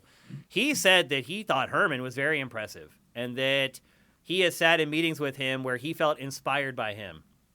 And he said when he first heard that he was kind of stepping up into a leadership role, he didn't know him, but he'd only known what he had done in interviews he had seen, from when he was just a developer. And I've actually interviewed him many, many times. He never struck me as that type of a person, but, obviously I was wrong because Joe disagrees with me. He feels like he is a great leader. He feels like he does inspire people. He said he saw it with his own two eyes. So apparently, Mr. Hurst is quite the orator whenever he's in front of his reports. Jim Ryan, I think if you want to understand our impression of Jim Ryan, you should just look at that whole hour-long discussion we had at the beginning of the show about Sony. That really is just a reflection of him, isn't it, Matt? Yeah, I guess so. I don't really think about him much, but I think Sony is more of a monolith. But Yeah, we kind of also mentioned during that topic that Sony isn't really kind of this company that has a figurehead anymore. It never really did have one or hasn't had one for a while at least. Yeah, and even when it did, you always felt like you were being fed a line more than talked to by a person. Yeah. Yep. And I'd agree with that. Like, they've had, like, Leighton and a few other people who have been, like, people that presented stuff on stage. Yeah, like Leighton and Tretton and Harrison and Ridge Racer. Yeah, like that. We saw how that went. Yeah. But, Cerny is always there when they first start debuting hardware, and then he disappears. So, We talked all about, being faceless like Nintendo is right now and the pluses and minuses of that. So I think we kind of answered all that stuff already. Next up. Like even Kaz was a nice dude and funny at times, but like all of Sony's frontmen have always kind of felt like watching your button down, like uptight dad try to act like he's fun in front of your friends. Oh, he also had, I'll also say this too. He had lots of good things to say about Sean Layden. Mm-hmm. Like, lots of really good things. He said that he's the type of guy that he would listen to you talk for 5 minutes and then he'd say one sentence that put everything in perspective. So, I'll say this. He's leaving great. He left graciously. He wasn't like burning bridges, and that may be strategic. Yeah. Well, also, like, just because someone's not electrifying on the stage doesn't mean they're not good at their job. Right. Yeah, because you got to remember, that's not their job. Not their job. It's not like they spend 40 hours a week just giving speeches and like giving presentations and presenting decks and things like that. Mm-hmm. It's something. It's just a side product of being in a position of power there. So. Jeff Ross was very gracious to pretty much Sony in general. I felt like Jaffe was trying to goad him on a little bit. It actually kind of got a little heavy-handed after a while. But I think a lot of it may just, he's actually at NetherRealm now, Joe is. He already has a new job. But I think a big part of it, too, is that the industry is much smaller than you think. Like, for instance, like, just the world in general is smaller than you think. Like, one time, my wife and I, we were in New Orleans, and we were at a bar having a drink, and some guy came up and sat next to us. He's like, oh, where you guys are from? I'm like, oh, we're from L.A. He's like, oh, where you live in L.A.? I told him, like, exactly where we lived, and he's like, oh. He's like, that stretch in front of your place there. He's like, the cops always sit there and run a speed trap. And I was like, he's right. They run a speed trap in front of our place all the time. This guy knew that, like, the world isn't as big as you think, and the gaming industry is way smaller than you think. Absolutely. We'll take one more because we are way over time. Lazily Diligent, thank you for Twitch Prime. Also, your question, I believe, was answered on Pactor Factor today. Do we have another one? Here's one from Nox Asternitis. Good old Jeff Grubb, he's an excellent writer from VentureBeat, says investments are better than putting money in the bank right now. I don't know what that's in relation to, but generally that's right forever. Usually, yeah, the banks don't pay anything You don't out. ever want to put your money in the bank, man. You ain't going to make nothing. The money you make off putting your money in the bank, you're just keeping from losing it. That's pretty much it. Don't ever put your money in the bank as a strategy to make money. No, the days where you could get like 10, 15% on like CDs and stuff, long gone. Yep. Congrim one, last one, because that was an easy one. Earlier today, Sony invested $200 million more into Epic to help create the metaverse, totaling $450 million within a year as of now, and also added Aloy from Horizon Zero Dawn into Fortnite. Besides the obvious goal of money, do you theorize there is more to Sony's investment besides a return on investment for these partnerships, perhaps joining forces long-term in some storefront or collaboration? Well, I think it does go back to what we were saying earlier about Sony of the three having the least cash to make moves. Even Nintendo dwarfs Sony as far as having cash on hand to make big bets. So it wouldn't surprise me if Sony has tried to ally with some other big company to have a little more, to become a little more nimble and be able to make acquisitions and do things like that. Do I think this is going to result in like an alliance that's like publicly known? No. Do I think there might be some stuff happening behind the scenes that might be, some people might consider a little shady? Maybe. Do I think it might result in Sony getting preferential treatment with games like Fortnite or eventually in the metaverse? Probably. Do I think it's really all that bad? No. It's still, even another $200 million, I know it's hard to comprehend this, but it is really just a drop in the bucket. I mean, Epic flushed that down the toilet just trying to compete with Steam. So I know it's hard to understand because we all bust our asses and make like no money, but when you're talking about big corporations like this, like, those are tiny bets, really. I mean, look at what Microsoft ended up paying for Bethesda. Look at what EA ended up paying for Codemasters. Those are bigger bets. This is just a drop in the bucket, relatively speaking. So anything to add to that, Matt? Not really. Okay. I mean, it just seems like pretty standard promotional pay. I mean, when you're looking at something as monolithic and popular as Fortnite, like Sony wants to be, Sony wants basically the Call of Duty deal. Come to us first. let us talk about it first. Let us put it up on the store first. Yep. Okay, so I think that's it for episode 251. You guys got a lot of bonus time today. Hot dog, you got a ton of bonus time in this episode. Thanks to everyone who stuck around in the chat all the way to the end. It was a long episode of the show. Again, I want to remind you, this Saturday, everyone who pledges $7 or more can be a part of Ask Shane Anything Live. You guys bring all your questions. I'll answer as many as I can before I have to get out to go and get my first vaccine, which I'm very, very excited about. If you want to help us out, if you're watching the show on YouTube or if you're listening to the show on pretty much any podcast service, and also folks on YouTube, we sometimes get requests for people who want podcast feeds of our shows. They're out there. GameFace is on every podcast service. It's on the App Store. It's on Google Podcasts. It's on iHeartRadio. It's on Spotify. It's everywhere. And you can subscribe to that. I think you probably get the show in the audio version either on the same day as you're getting it on YouTube now because we bumped up that time on YouTube, or maybe a day later. But regardless, if you want to take it on the go and you don't want to have YouTube playing on your phone or whatever while you're going on a walk or you're working out or whatever, you can get it. And again, if you're getting the show free, if you're watching it on Twitch for free, or you're on any of those services or on YouTube, we could really, really appreciate your help. We've had a really tough year with COVID. We have lost so much of our revenue.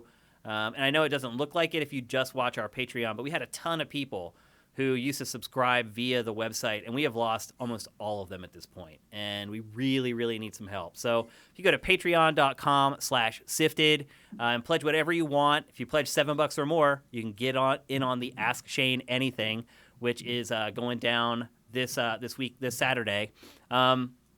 Also, if you can't afford to give us anything, there's always Twitch Prime. And if you're watching on YouTube, that's down in the description.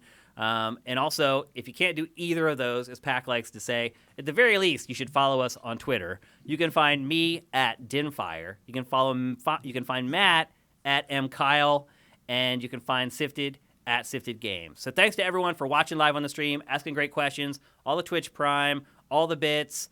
I think we hit the hype train again, Matt, like in the first 10 minutes of the show. It's really awesome. I appreciate everything that you guys are doing. I will see you next Tuesday right back here at twitch.tv/siftedgames for the next episode of GameFace. Until then, GameFace is up and out.